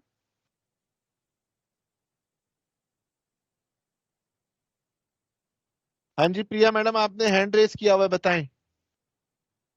प्रिया कोहली, प्रिया कोहली जी जल्दी बताएं।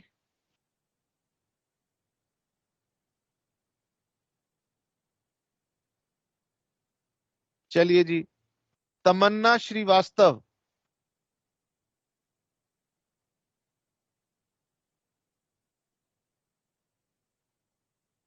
तमन्ना श्रीवास्तव जी, अपना वेबकैम ऑन कीजिए, अपना माइक ऑन कीजिए फटाफट।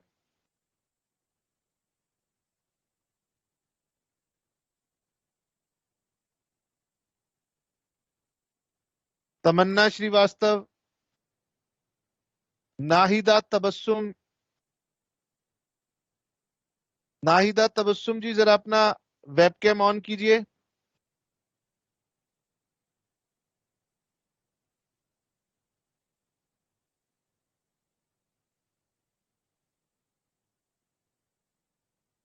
वेबकैम जिसका ऑन नहीं है बेटे, उससे बात नहीं हो पाएगी।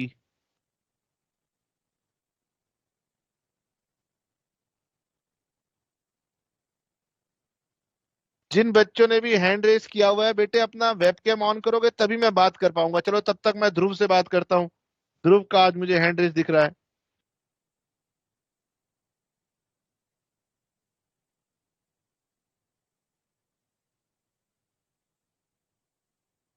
हाँ ध्रुव बेटे बोल। Good evening sir.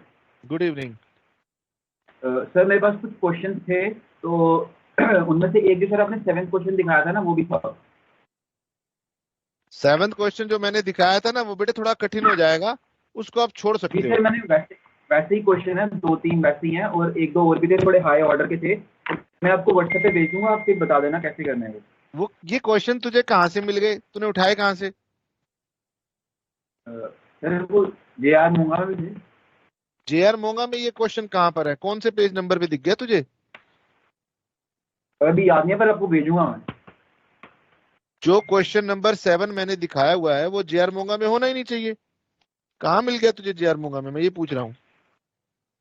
सर देखा तो था मैंने कहीं पे। अब दोबारा देखियो, मुझे उसका पेज नंबर का रेफरेंस बताइयो।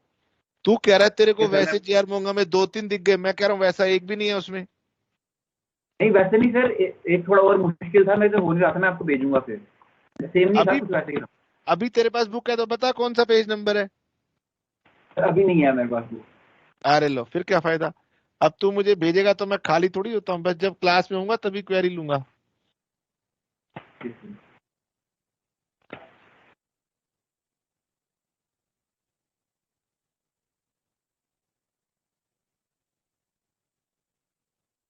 हाँ जी तुषार जी,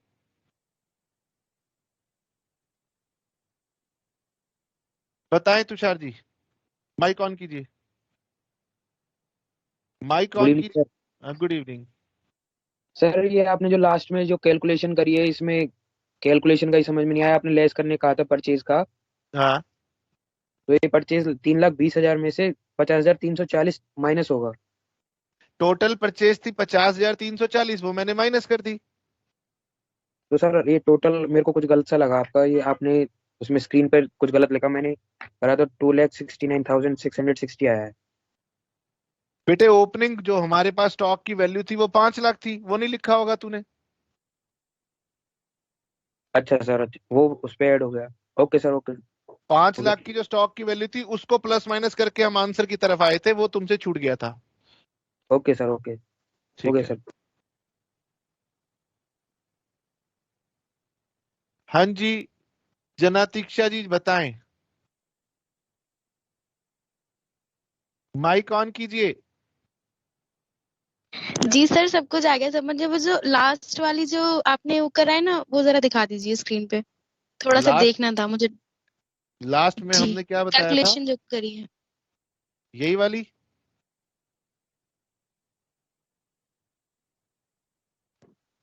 यही वाली कैलकुलेशन पूछ रहे हैं।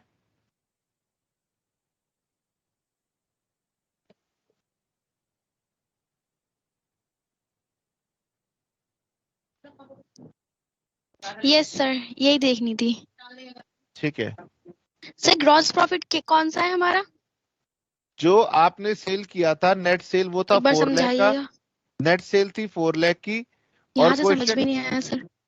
क्वेश्चन कह रहा था जी जी जी सर। कि आपका जो ग्रॉस प्रॉफिट है, मतलब जो आप प्रॉफिट चार्ज करते हो, वो 20% होता है सेलिंग प्राइस का। सर एक बार और बताइएगा, आवाज कट रही है आपकी। बेटे जो आपका प्रॉफिट है वो क्वेश्चन में कह रहा था कि सेल्स का 20% होता है। अच्छा तो ठीक 4 है, लाख तो का हमने 20%, हाँ 80,000 का प्रॉफिट था, वो माइनस किया, हमारी कॉस्ट आ गई 3,20,000, वो ठीक हमने ठीक उसमें ऐड कर दी। ठीक है, जी जी बिल्कुल आ गया सर समझ में, थैंक यू। ओके बेटे, ऑल द बेस्ट। अच्छा जी, हाँ जी उत्सव जायसवाल,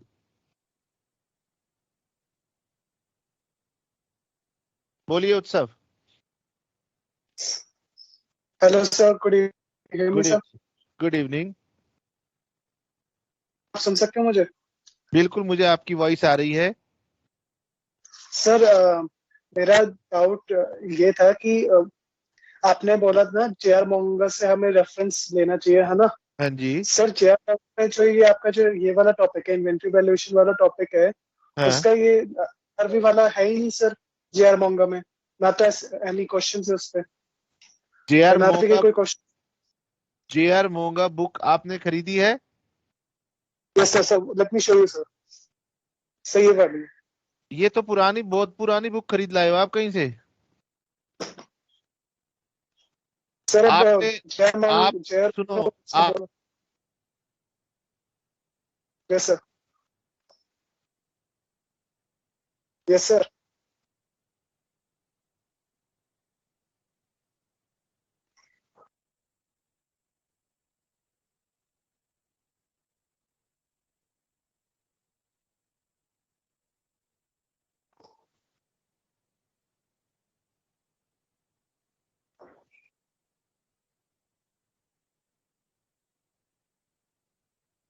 बेटे बुक का टाइटल पढ़ा है तूने, क्या है? Sir financial accounting and auditing sir.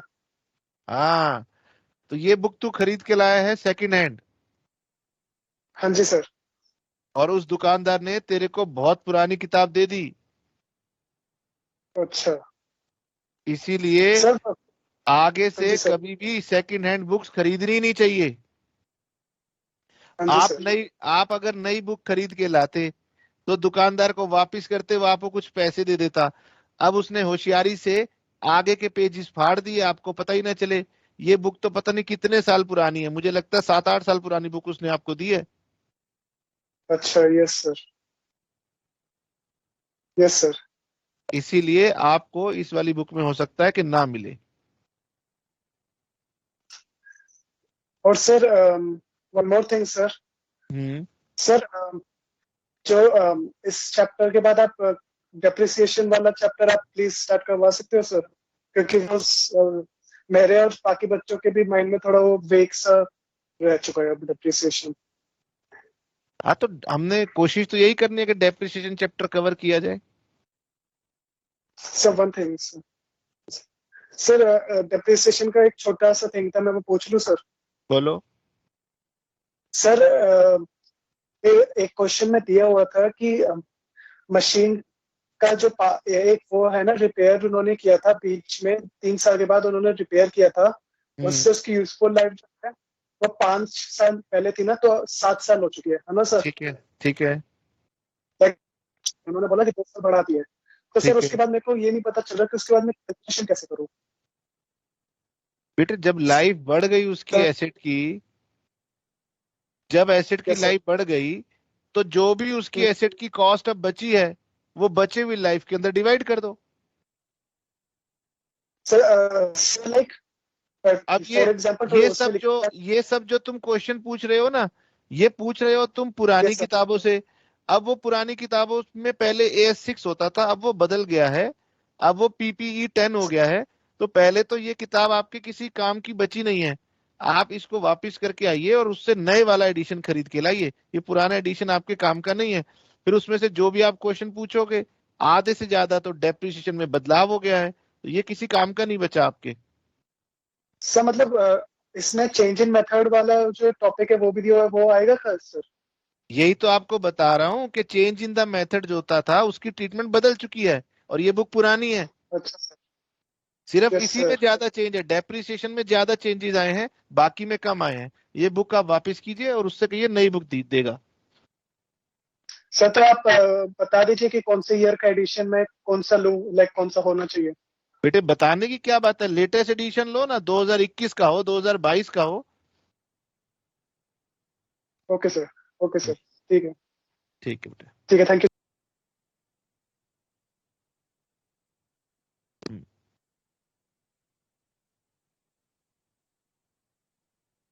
हाँ जी, पवन दुबे जी। जसवंत, बताएं पवन दुबे जी। हेलो। हाँ बोलो बेटे। Sir good evening. Good evening. Sir मेरी ये क्लास पिछली 2-3 नहीं हो पाई थी। ठीक है। तो उसमें आपने क्या कराया था? इन्वेंट्री चैप्टर कराया था, कॉस्ट कैसे निकालते हैं, लीफो फीफो मेथड कराए थे। सर ये सब तो मैंने कर लिया, ये सब समझ भी आ गया मुझे। बस और फिर कुछ नहीं छूटा, फिर घबराना क्या, और कुछ नहीं करवाया। सर मैंने जो आपने क्वेश्चन भेजा था प्रीवियस एग्जामिनेशन क्वेश्चन, तो मैंने वो सारे कर लिए। तो मेरे को जो दूसरा क्वेश्चन है उसमें है एक रिटर्न टू स्टोर, इसकी एंट्री कैसे करेंगे? रिटर्न टू स्टोर को रिसिप्ट कॉलम में दिखा दो। सर तो इस परचेज को दिखाते हो ऐसे दिखाएंगे। Okay sir. जो चीज स्टोर में आएगी वो रिसिप्ट कॉलम में आएगी, जो स्टोर से जाएगी वो इशू कॉलम में आएगी। इसको रिसिप्ट में दिखा दो। और जो रिसीव 2000 यूनिट्स है सर उसे भी रिसिप्ट में दिखा दो। बिल्कुल। Okay sir. एंड सर ये जो फर्स्ट क्वेश्चन है इसमें storage of 600 units is treated a normal loss लिखा है और सेकंड भी ऐसा ही है, तो उसको क्या करूं? ये हमने लास्ट क्लास में करा दिया ना, अब नॉर्मल लॉस को इशू के जैसे ट्रीट करते हैं। तो लास्ट क्लास तो मेरी हो नहीं पाई थी, तो ये चल ही नहीं रहा था मेरा। एबनॉर्मल लॉस कहीं पर भी आए उसको इशू जैसे इशू दिखाते हो वैसे दिखा दो, उसका कोई स्पेशल ट्रीटमेंट नहीं होता। Okay sir, thank you sir. Okay. हाँ जी जसवंत जी आप बताएं।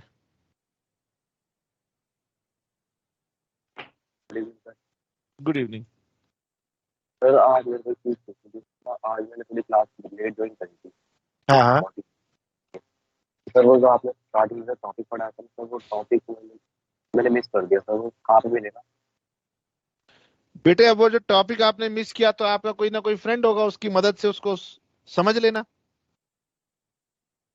Okay sir. वैसे आपने सर रिकॉर्डिंग मिल सकती है अगर आपको? बेटे ये जो हम लोग क्लास लेते हैं इसकी हम कई बार रिकॉर्डिंग की कोशिश करते हैं, अगर रिकॉर्डिंग सही से हो गई होगी तो हम उसको यूट्यूब पे डाल देंगे।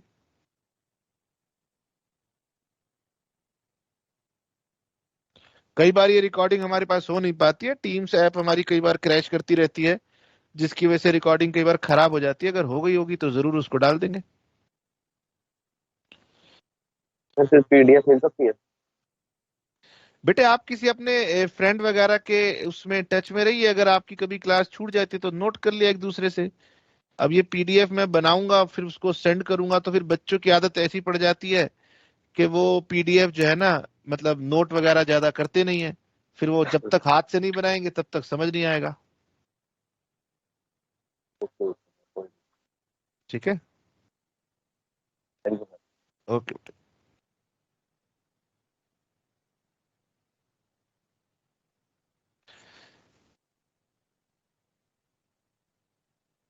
हाँ जी ये मेरे सामने राहुल गर्ग आ रहा है, राहुल गर्ग बताएं जी। और प्रथम गहलोत, चलो पहले राहुल से बात कर लेते हैं। हाँ जी राहुल जी बताएं।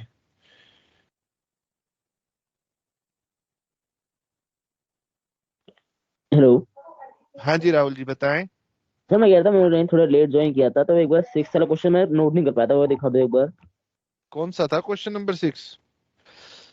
अरे बेटे तो कोई तेरा फ्रेंड वगैरह होगा ना, उस फ्रेंड को बता, उस जिससे नोट किया उससे ले ले। सर अभी तो कोई फ्रेंड बना ही नहीं है अभी। फ्रेंड नहीं बना तेरा? यार इतनी बड़ी दुनिया है इतने सारे बच्चे हैं और तेरा कोई फ्रेंड नहीं बना यार? क्यों तू खतरनाक इंसान है कि लोग तेरे से दोस्ती नहीं करते? क्या बात है? सर अभी गए नहीं है ना कहीं भी। अरे तो जाना कहाँ होता है यार, 12वीं की होगी वही सब बच्चे तेरे साथ बीकॉम में आए होंगे हैं? नहीं सर कोई बीकॉम में नहीं है अभी मेरे साथ, इसमें इतना नहीं है। अरे तू अकेला कैसे रह गया यार? चलो तेरे मोबाइल में अगर कोई ऑप्शन हो तो स्क्रीन फोटो खींच ले। ये वाला हमारा क्वेश्चन है, क्वेश्चन नंबर 6 का। अभी तू उसको नोट करेगा तो इतनी देर तक क्या होगा तेरे पास? स्क्रीनशॉट ले लिया स्क्रीनशॉट? ये सर नीचे कर दो। हाँ अब ये और आगे ये ले, इसका ले ले। ये सर हो गया, इसका नीचे कर दो। ये ले बेटे ये, अब ये तेरी वैल्यू ऑफ स्टॉक आ गई। ठीक है sir, thank you sir. Okay बेटे।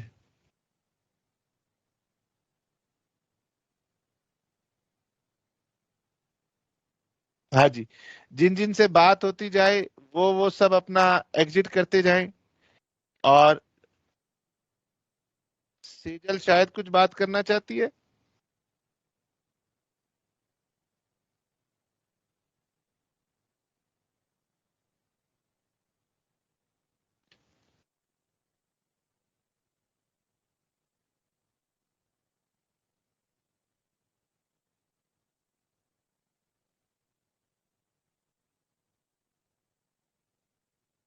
हाँ सेजल बेटे।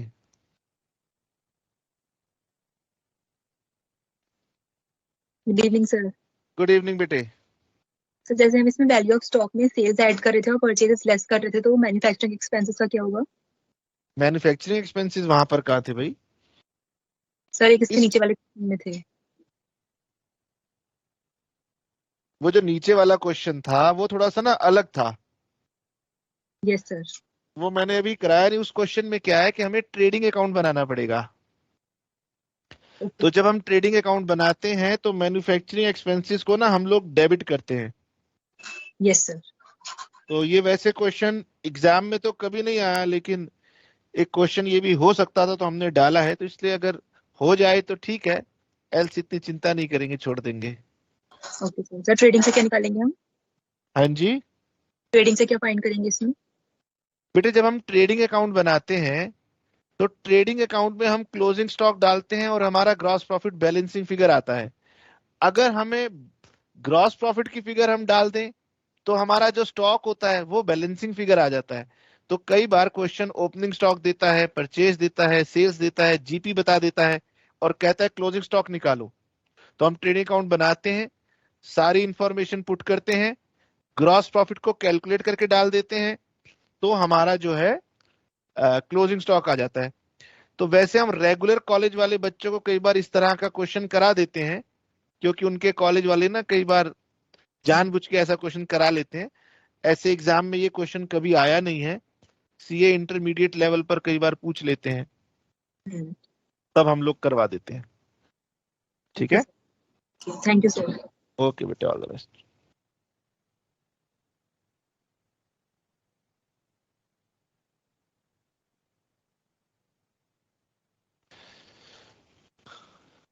चलिए जी, नंदिनी जी का भी हैंड रेस दिख रहा है, बताएं नंदिनी जी।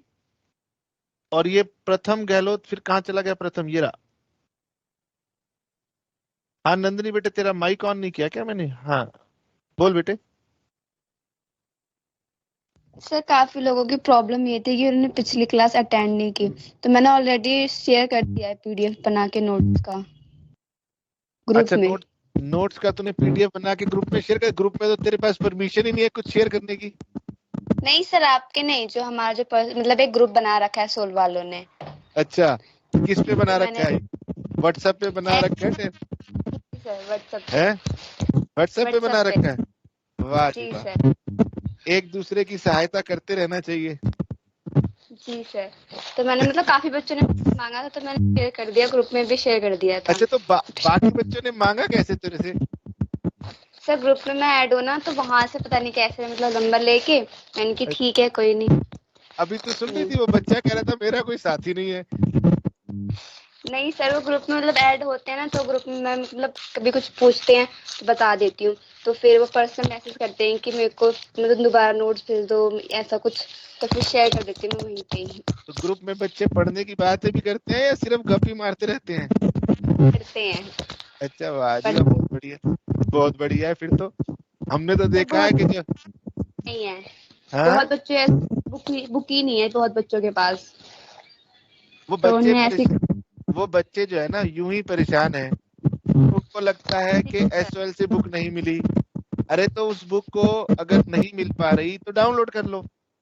जी सर, मैंने समझाया यहाँ तक कि वेबसाइट में जाके उन्हें भेजा भी, यहाँ से डाउनलोड होगी, और उस बुक का कोई फायदा भी नहीं है क्योंकि जो टीचर्स है ना वो लेकिन उनके दिल में है कि हमने फीस भरी है तो बुक मिल जाए, कोई बात नहीं, लाने दो, लाएंगे, देवी मैया के चरणों में रखेंगे कि हे सरस्वती माता इसको आशीर्वाद दे दो। बुक मिल गई सर पहले ही।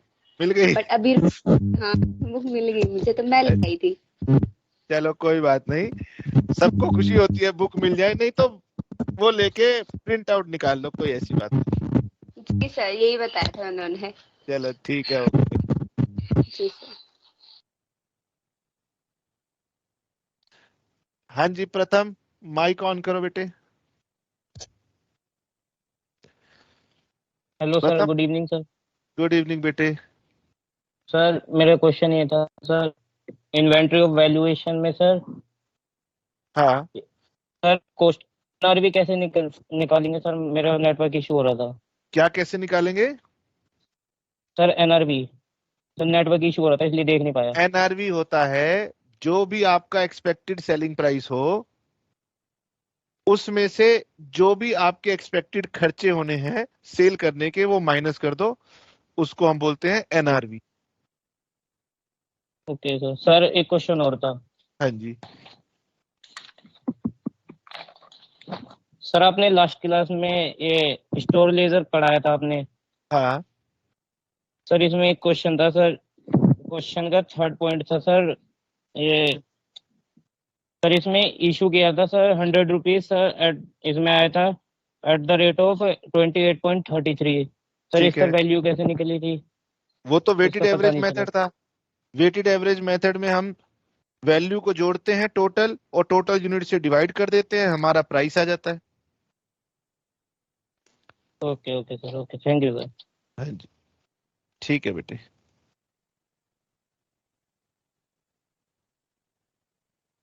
निकिता नौटियाल, बोलिए निकिता जी, माइक ऑन कर लीजिए। Good evening sir. Good evening. Good evening sir. Sir last class में आपने लॉस ऑफ गुड्स दो तरीके के बताए थे, एक तो बिल्कुल एबनॉर्मल लॉस और एक नॉर्मल लॉस। बिल्कुल। तो सर जैसे कि आपने बताया था कि जो एबनॉर्मल लॉस होता है उसको तो हम नॉर्मल इशू की तरह ट्रीट करते हैं। ठीक है। तो सर जो एबनॉर्मल होगा उसको तो हम नॉर्मल मतलब इशू की तरह ट्रीट करेंगे, तो सर जो नॉर्मल लॉस होगा उसको ट्रीट कैसे करेंगे? बेटे मैंने बताया था जो नॉर्मल लॉस है उससे आप अपने प्राइस को इंक्रीज करोगे, जैसे आप वेटेड एवरेज कॉस्ट मेथड में करते हो, वैल्यू डिवाइडेड बाय क्वांटिटी, अपना रेट इंक्रीज कर लेते हो, वही आपने उसमें करना था। सर जैसे लास्ट क्लास में सर जब आपने ये बात बताई थी तो सर शायद तब तक मैंने लीव कर दिया था। तो सर एक बार इसका रीजन बता दीजिए कि नॉर्मल लॉस को ऐसे क्यों ट्रीट करते हैं? बेटे इसका रीजन बताने में तो बहुत लंबा चौड़ा समय लग जाएगा। नॉर्मल लॉस का मैंने कुछ एग्जाम्पल भी दिया था। अभी आप ये समझ लीजिए कि नॉर्मल लॉस आपके एग्जाम में आता नहीं है, ठीक है? तो नॉर्मल लॉस की आपको बहुत टेंशन लेने की जरूरत नहीं है। आपको बुक में भी शायद ही कोई क्वेश्चन मिलेगा जिसमें नॉर्मल लॉस डिस्कस्ड होगा, तो इसलिए नॉर्मल लॉस अगर छूट गया तो इसमें कोई टेंशन की बात नहीं है। अगर उस समय कोई क्लास में फ्रेंड रही हो, जैसे कि अभी उसने बताया था कि हमने ग्रुप बनाया हुआ है, ग्रुप में मैसेज डाल लीजिए, अगर किसी ने नॉर्मल लॉस समझा होगा तो वो आपको समझा देगा, और उसके लिए ज्यादा टेंशन नहीं लेनी। Okay sir, thank you. ठीक है बेटे।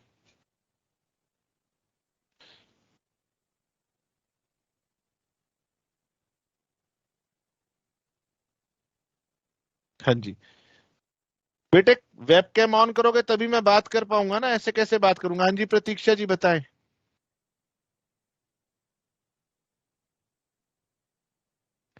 प्रतीक्षा जी बताएं।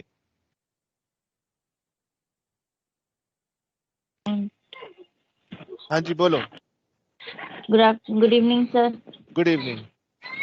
सर प्लीज आज की लेक्चर रिकॉर्डेड दे दीजिएगा, क्योंकि कुछ है ना नोट्स लिख नहीं पाई हूँ मैं। ओए होए कैसी बातें करते हो, अभी अभी तो वो गुड़िया रानी हमें बता रही थी कि सर हमारे ग्रुप बने हुए हैं, हम तो दे देते हैं बच्चों को, और यहाँ पर बच्चे कहते हैं हम नोट नहीं कर पाए। सर मुझे उनका नंबर नहीं पता है। अरे तो तेरा भी तो कई सहेलियों के साथ तेरा ग्रुप बना हुआ होगा। तो नहीं ना, मैं मतलब किसी के साथ अटैच नहीं हूँ यहाँ पे, इसलिए। मतलब तू क्या जंगल की शेरनी है कि सब तेरे से डर के भागते रहते हैं? नहीं सर।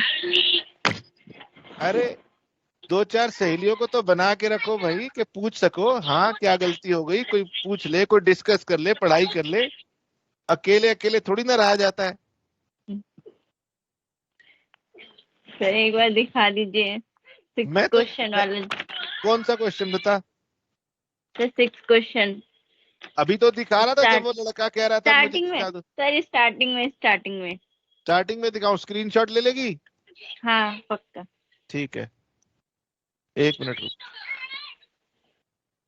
क्वेश्चन नंबर 6, तो मेरे ख्याल से शायद तू यही नोट करना चाह रही है, ये देख। और जो सर आपने 7 क्वेश्चन बताया वो क्या हमारे लिए इम्पोर्टेंट नहीं है? क्यों इम्पोर्टेंट नहीं है? ऐसी बताया क्या मैंने? नहीं मतलब सर अरे ऊपर करिए। पहले ये स्क्रीनशॉट ले लेना।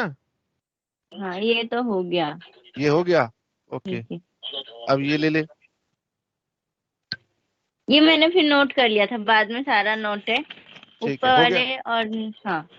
अब मुझे आप 7th वाला क्वेश्चन बताइए। 7th वाले क्वेश्चन में मतलब जैसे ये वाला निकाला है 8 क्वेश्चन, सेम क्वेश्चन है उसी के टाइप। कौन सा वाला क्वेश्चन 7 है? सर 7th क्वेश्चन देखिए ना।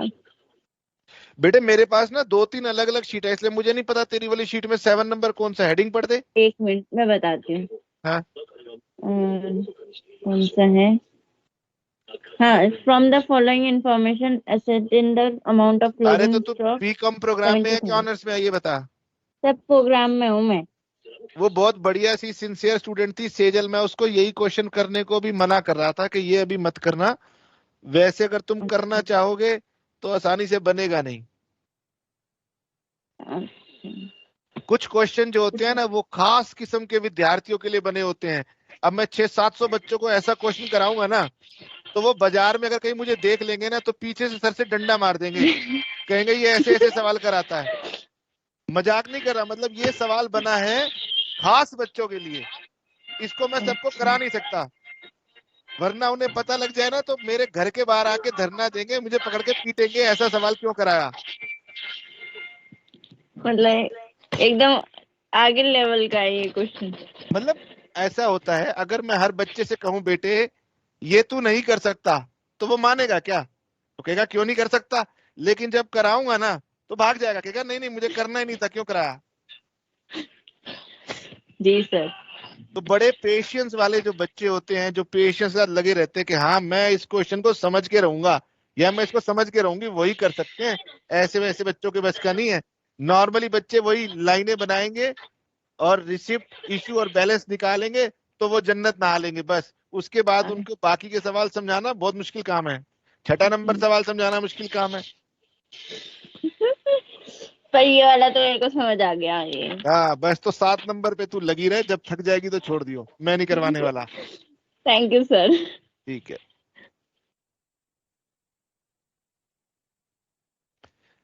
बेटे, बाकी अपना वेबकैम ऑन करोगे तो मैं बात कर पाऊंगा आपसे। हाँ जी कार्तिक, काफी समय के बाद कार्तिक सामने आया मेरे। हाँ जी कार्तिक, ऑन कर बेटे माइक।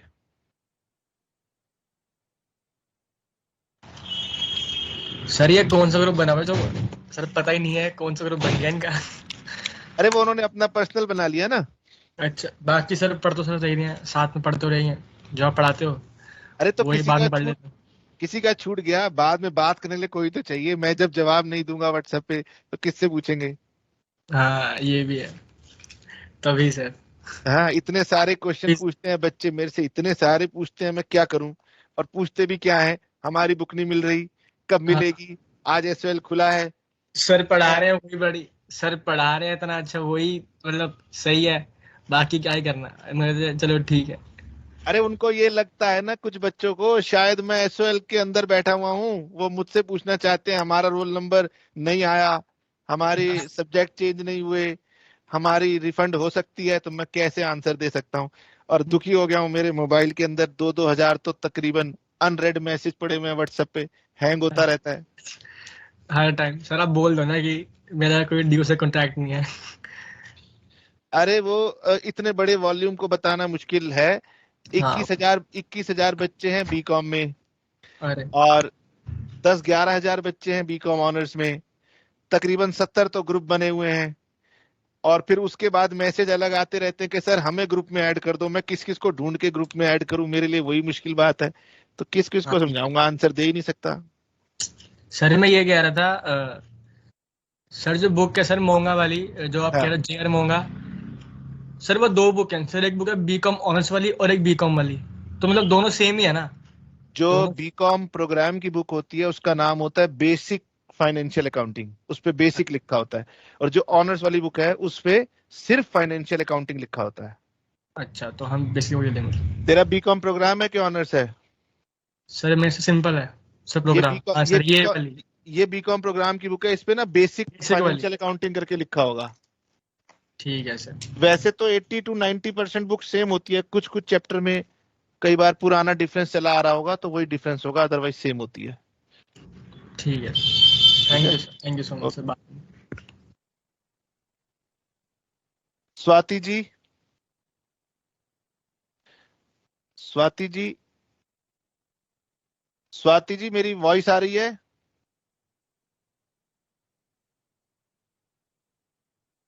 हाँ हिमांशु, बेटे माइक ऑन कर Himanshu. Good evening sir. Good evening sir, मुझे नॉर्मल गुड्स और एबनॉर्मल गुड्स में डिफरेंस पूछना था। नॉर्मल गुड्स एबनॉर्मल गुड्स क्या होते हैं? मैंने कभी नहीं पढ़ाया normal goods abnormal goods. Sir class में तो बताया था ना आपने। वो था नॉर्मल लॉस एबनॉर्मल लॉस। ओहो सॉरी, हाँ सर, नॉर्मल लॉस और एबनॉर्मल लॉस। हाँ नॉर्मल लॉस। तो एक बार बता, तेरे को चाय बनानी आती है? Yes sir. कैसे बनती है? सर उसमें पहले पानी डालना पड़ता है। हाँ। फिर टी डालनी पड़ती है। हाँ। फिर सर चीनी डालनी पड़ती है, फिर सर अदरक। अरे बेटे तूने जो बात बताई ना वो खुल के नहीं बताई, इसका मतलब तू चाय बनाता नहीं है। सर बनाता हूँ। तो फिर तो तू भूल गया कि मैं नीचे से गैस भी जलाऊंगा, पानी में उबाल भी आएगा। स्टार्टिंग से वही करना पड़ता है। पानी में उबाल आएगा नहीं आएगा? Yes sir. जब पानी में उबाल आएगा तो पानी जो है वो इवेपोरेट कर जाएगा ना, कम हो जाएगा। Yes sir. अब मैं तुझे कहूं कि भाई इसको रोक सकता है क्या तू? नहीं सर। तो इस जो अब पानी का नुकसान हो रहा है लेकिन तू उसको रोक नहीं सकता, इसी को बोलते हैं नॉर्मल लॉस।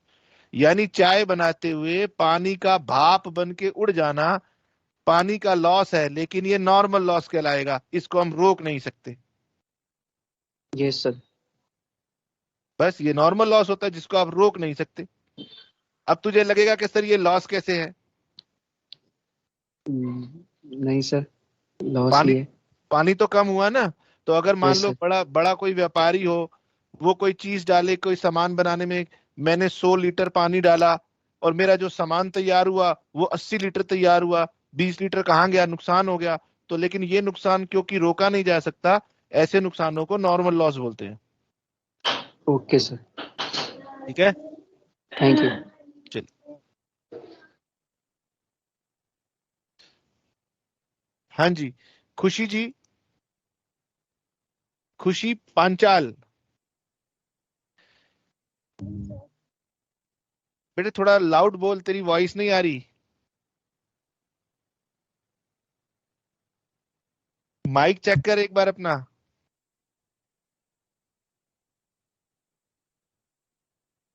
तो आवाज आ रही है? हाँ बिल्कुल, अब वॉइस आई है आपकी।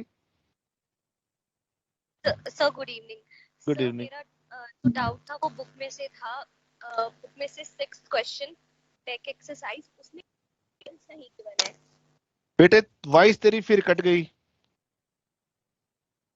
सर हाँ जी, कौन सी बुक से क्वेश्चन था तुम्हारा? सर जेआर मोंगा में से क्वेश्चन नंबर 6 ऑनर्स के प्रोग्राम, ऑनर्स के प्रोग्राम, ऑनर्स पेज नंबर 11.37। ये तो अनसॉल्व्ड क्वेश्चंस हैं। यस सर, उसी में से था। बोलो। सर क्वेश्चन नंबर 6, इसमें सेल्स नहीं गिवन, तो सर हम जीपी कैसे निकालेंगे? Calculate value of closing stock, cost of sales according to FIFO LIFO weighted average. इसमें सेल्स नहीं गिवन। Yes sir. क्या कहूं खुशी, तू कितनी भोली है। तो इसमें सेल्स यूनिट पता है तू कितनी भोली है। तेरे को जो अरविंद केजरीवाल जैसे लोग मूर्ख बनाते रहेंगे, होशियार हो जा। देख क्वेश्चन दिख रहा है तुझे? Yes sir. देख स्टॉक में सबसे पहले 5000 यूनिट्स हैं। Yes sir. फिर तेरी वॉइस कम हो गई। Yes sir. Yes sir. हाँ, उसके बाद 7500 है। Yes sir. उसके बाद 8500 है, उसके बाद 9000 है, उसके बाद 12000 है। Yes sir. ये सारे यूनिट्स को जब मैं प्लस करूंगा और तेरे से पूछूंगा स्टॉक कितने यूनिट्स का है, फिर माइक छोड़ दिया तूने। सर 37500। 37500। हाँ फिर माइक छोड़ा, तेरी वॉइस ही नहीं आती, माइक छोड़ देती है। हाँ, कितने यूनिट्स बने? 37500। ये तो टोटल यूनिट्स है मैडम जी।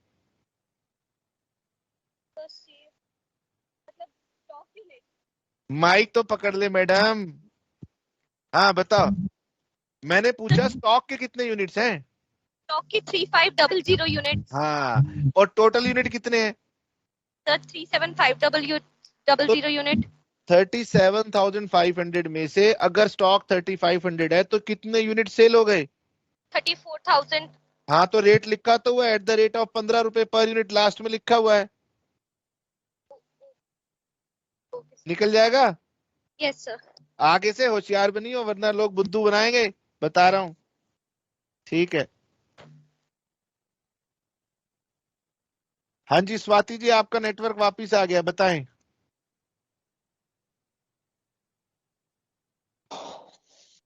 हेलो। हाँ बोलो बेटे। सर मैं पूछ रही थी कि आपने क्वेश्चन में बताया था कि कुछ शॉपकीपर स्टोरेज लेजर नहीं बना सकते तो वो पीरियोडिक मेथड का यूज करते हैं। बिल्कुल। तो सर वो स्टोरेज लेजर क्यों नहीं बना सकते हैं? मेहनत लगती है, नहीं बनाना चाहते। वो कहते हैं हमारा छोटा सा व्यापार है, हमें जरूरत नहीं है, क्यों बनाए। Sir periodic method comparably storage ledger से इजी होता है। नहीं, ऐसा कुछ नहीं है।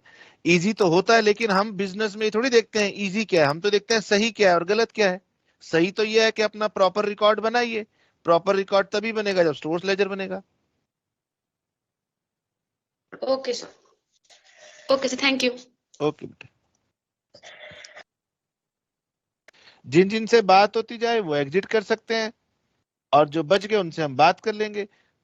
सबा खान जी, अपना आप ऑन कीजिए वेबकैम, तभी बात हो पाएगी। जसकीरत जी, जरा अपना माइक ऑन कीजिए। हाँ जी सर। बोलिए जसकीरत जी। नहीं सर। मुस्कुरा रहे हैं, बताएं क्या क्वेरी है। मैं अभी अभी ज्वाइन ही हूँ सर, मेरे को आप बता दोगे सर आप कब कब क्लास लेते हो सर? अभी अभी ज्वाइन करिए सर। बेटे तू किसी ग्रुप में है? हूँ, लेकिन सर मेरे को पता ही नहीं चलता। तो ग्रुप में मैसेज डाल तो देता हूँ मैं। सर मैं अभी अभी ज्वाइन करिए सर, पहली क्लास है सर, मैंने तो अभी कुछ भी नहीं समझा सर मैंने। मैं कह रहा हूँ तो तू किसी ग्रुप में जुड़ा हुआ है? तो सर बीकॉम ऑनर्स के सर जुड़ा हूँ मैं। बीकॉम ऑनर्स के ग्रुप में जुड़ा हुआ है? जो ग्रुप है उसकी हेडिंग क्या है? Sir BCom honours notes and updates है। BCom honours notes and update, ये मेरा ग्रुप तो नहीं है जी। तो कौन सा ग्रुप है? मैं ज्वाइन कर लूंगा फिर। मुझको नहीं पता ये किसका ग्रुप है, हमारा तो ये ग्रुप नहीं है। सर आप बता दो फिर, मेरे को ज्वाइन कर लो सर कि मैं आपकी क्लास ले सकूं सर। तेरे को मेरी स्क्रीन दिख रही है? दिख रही है सर। ये नंबर नोट कर ले। सर स्क्रीनशॉट ले लेता हूँ सर मैं। अरे स्क्रीनशॉट ले या जो भी ले, ये नंबर तेरे को दिखाई दे रहा है अब? दिख रहा है। रुक जा। सर मैंने तो आपकी अब कोई भी नहीं क्लास ली अब तक, मेरे को अब पता चला कि आप लेते हो सर बीकॉम ऑनर्स की लेते हो आप। ये देख अब दिख गया ना, इस पे मुझे मैसेज कर दियो, अगर किसी ग्रुप में जगह हुई तो मैं तुझे ऐड कर दूंगा। ठीक है सर। तो सर आप जो क्लास लेते हो सर वो उसका लिंक आ जाएगा मेरे पास, तो मैं ले सकूंगा फिर। बेटे किस्मत तेरी ये अच्छी है कि जो पुरानी क्लास तेरी मिस हुई है ना वो यूट्यूब पर मिल जाएंगी। वहां पर मेरे गगन कपूर क्लासेस लग के यूट्यूब चैनल पे जाइयो और वहां से उसको तू देख लियो, मिल जाएंगी। ठीक है। ठीक है सर आप जितनी भी क्लास लेते हो उसकी रिकॉर्डिंग करते हो सर आप? नहीं बेटे, मैं सभी की रिकॉर्डिंग नहीं करता हूँ, इतनी सारी क्लासेस लेता हूँ, किस किस की रिकॉर्डिंग करूँ। यूट्यूब चैनल पे ही जो है ना भसड़ मच जाएगी। अच्छा ठीक। हाँ। तो मेरा छूट गया जो आपने पहले करा चुके हो सर, जो मैंने नहीं करा तो आप मैं यूट्यूब से कर सकता हूँ सर? बेटे ऐसा है, जो अभी इन्वेंट्री की तेरी क्लास मिस हुई है ना, वो अभी तो सर मैंने ये हमने इन्वेंट्री चैप्टर पढ़ाया है, इसकी 2-3 क्लासेस हैं, वो तुम्हें यूट्यूब के ऊपर मिल जाएंगी। ठीक है ना? वैसे जब जो है उसको पुरानी 1-2 क्लासेस नहीं भी हुई हो तो जिसको भी इन्वेंट्री पढ़ाया होगा, इन्वेंट्री की वहां 2-3 क्लासेस पड़ी हुई हैं, उनसे आपका कवर हो जाएगा। ठीक है सर। सर उनको मतलब आपने वीडियोस भेज रखी है जिनकी आप बात कर रहे हो सर? नहीं बेटे ऐसा नहीं होता। जो तुम्हारा ये बहुत सारे बच्चे ज्वाइन करते हैं ना, इनमें से कुछ लोगों ने मेरा कोर्स परचेज किया हुआ है, हम रिकॉर्डेड क्लासेस देते हैं, उससे वो पढ़ते रहते हैं। अब मैं एक एक बच्चे का डाउट लूंगा तो मैं कुछ लाइव क्लास लगा देता हूँ जिसमें कुछ बच्चे रिवाइज कर लेते हैं और कुछ बच्चे अपना डाउट ले लेते हैं। ठीक है सर। सर तो मेरे को ये पता नहीं था कि आप ये, तो वरना मैं ज्वाइन कर लेता, मेरे को बाद में पता चला है। बता तो रहा हूँ बेटे, ऐसा है जो हमारे पास स्टूडेंट हमारा कोर्स परचेज करते हैं उनको हम पूरा का पूरा कोर्स रिकॉर्डेड लेक्चर का दे देते हैं, तो वो पढ़ते भी रहते हैं। फिर मुझे उनके डाउट्स भी लेने होते हैं तो मैं यही लाइव क्लास कंडक्ट कर लेता हूँ। इसमें कुछ का डाउट सेशन हो जाता है और मेरी तुमसे थोड़ी सी रूबरू बातें हो जाती हैं, थोड़ा तुम मेरा नाम जान जाते हो, थोड़ा मैं तुम्हें जान जाता हूँ, बस। इससे इससे हमारी थोड़ी बहुत मार्केटिंग हो जाती है, यही सिस्टम रहता है हमारा। ठीक है सर। ठीक है, ओके सर, आज अब से सर मैं क्लास ले लूंगा आपकी। मैसेज कर देना, मैं ग्रुप के अंदर बता दूंगा, उसमें ज्वाइन कर लेना। ठीक है, चलिए। हाँ जी, सबा जी, सबा जी बताएं, माइक ऑन करें। Hello sir. हाँ बोलो बेटे। सर आपने 8 क्वेश्चन से पहले कौन सा क्वेश्चन कराया जो आप बोल रहे थे कि एग्जाम पॉइंट ऑफ व्यू से बहुत ही ज्यादा इंपॉर्टेंट है? एग्जाम पॉइंट ऑफ व्यू से बहुत ज्यादा इंपॉर्टेंट, मैंने कहा था एग्जाम में रिवीजन के लिए मार्क कर लेना, इंपॉर्टेंट नहीं कहा था मैंने। क्वेश्चन नंबर 6 था ना वो?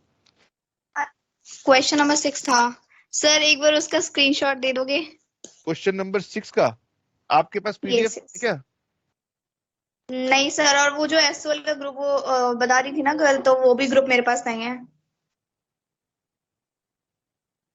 हमने ये वाला क्वेश्चन कहा था 6 नंबर के एग्जाम से पहले एक बार रिवाइज कर लेना, क्योंकि थोड़ा सा डिफरेंट है, डिफिकल्ट या ऐसा कुछ नहीं है। आपका बीकॉम ऑनर्स है या प्रोग्राम है? BCom honours. एक्चुअली मैं सीए फाउंडेशन भी दे रही हूँ। ठीक है, तो सीए फाउंडेशन में भी तो इन्वेंटरी वैल्यूएशन चैप्टर होगा। यस सर, है, ये भी चैप्टर है। फाउंडेशन में किससे पढ़ रहे हो? फाउंडेशन के लिए सर कालका जी में एक इंस्टीट्यूट है ना, उनसे पढ़ रहे हैं, एडो जंक्शन से। अच्छा, तो वहां पर अभी इन्वेंटरी वैल्यूएशन चैप्टर हो गया नहीं हुआ? इन्वेंट्री अभी नहीं हुआ है सर, अभी तो हमारा तो इन्वेंट्री से पीछे है। अच्छा, तो कोई बात नहीं, ये वाला क्वेश्चन हमने कहा थोड़ा सा डिफरेंट है, तो इसलिए बीकॉम ऑनर्स एग्जाम में 2009 में शायद ये आया था, तो ये आ सकता है, बस यही वाली बात है। ठीक है, ठीक है सर, एक बार आप इसका आंसर भी दिखा दो। अरे आपने उसका स्क्रीनशॉट नहीं लिया? सर वो सेकंड पार्ट था ना, सिर्फ सेकंड पार्ट दिख रहा था। ओके, ये हमारा क्वेश्चन हमने यहाँ से एक्सप्लेन किया है, स्क्रीनशॉट ले लो इसका। उसके बाद ये हमने उसका एक तरीके से आपको इसका स्क्रीनशॉट ले लीजिए। हाँ सर, ले लिया। और ये ओके, ठीक है सर। ठीक है, okay, thank you so much. Okay बेटे, ऑल द बेस्ट।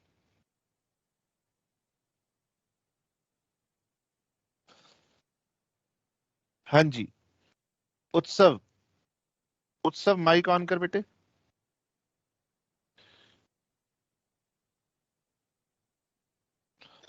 हेलो हाँ बेटे उत्सव, तेरे से बात हुई तो थी, क्या हो गया? सर हाथ है सर। सर ये आपने स्टूडेंट को बताया था कि बीकॉम प्रोग्राम और बीकॉम ऑनर्स की अलग अलग बुक्स हैं जेएम होंगे की, है ना? हाँ बिल्कुल। तो सर बीकॉम ऑनर्स की कौन सी बुक है सर? लाइक उस मैं गया था तो उसमें एक थी फाइनेंशियल अकाउंटिंग एप्लीकेशंस और बेसिक फाइनेंशियल अकाउंटिंग, तो मेरी कौन सी होगी सर? तेरा बीकॉम प्रोग्राम है, बीकॉम ऑनर्स है, क्या है? Sir BCom honours sir, BCom honours. कौन सा कोर्स है तेरा? Sir BCom honours sir. BCom honours, तो बीकॉम ऑनर्स की जो बुक होती है उसका नाम होता है फाइनेंशियल अकाउंटिंग। जो बीकॉम प्रोग्राम की बुक होती है उसका नाम होता है बेसिक फाइनेंशियल अकाउंटिंग। तो तूने सिंपल वाली फाइनेंशियल अकाउंटिंग जो बुक है वो लेनी है सर। लेकिन अगर जिसमें लिखा है फाइनेंशियल अकाउंटिंग एप्लीकेशंस सर, तो फिर कुछ पुरानी बुक्स तू लेके आ रहा है बार बार। अच्छा, and sir one more doubt sir. हाँ, रुको, जो बीकॉम ऑनर्स की बुक है उसमें लिखा है financial accounting concepts and applications. हाँ जी सर। बस वो लेटेस्ट बुक ही है। अगर तेरे को मेरी वीडियो दिख रही हो तो ये कुछ इस तरीके का डिजाइन है, इसमें ये कुछ क्लियरिटी से नहीं आ पा रहा। हाँ जी सर। ये इस तरीके का डिजाइन बना हुआ होगा। Okay sir. Okay sir, thank you sir.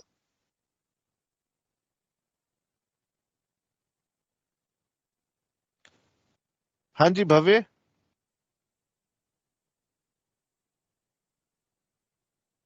Bhavya Kumar mic on कर बेटे।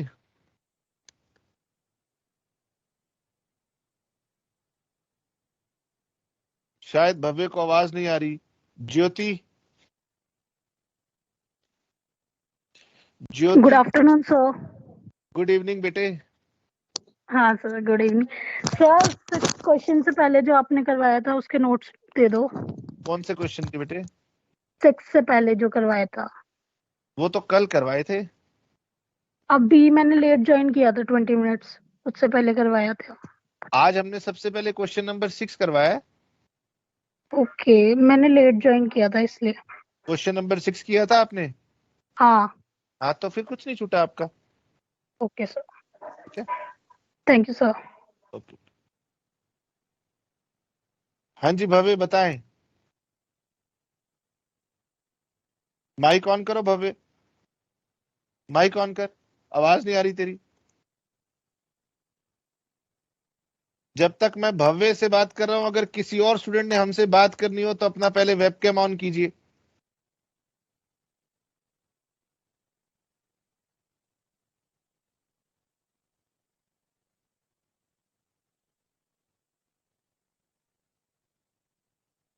भव्य बेटे अपना माइक ऑन कर, तेरा माइक कनेक्टेड नहीं है।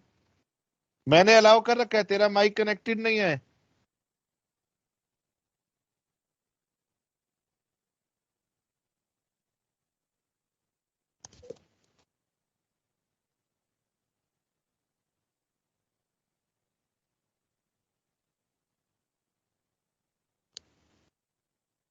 चलिए कोई बात नहीं, भव्य से बात नहीं हो पा रही है। स्नेहा त्यागी बताएं, कुछ क्वेरी है?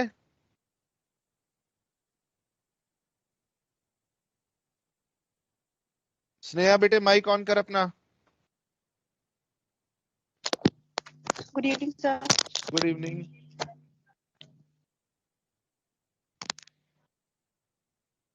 बताओ बेटे।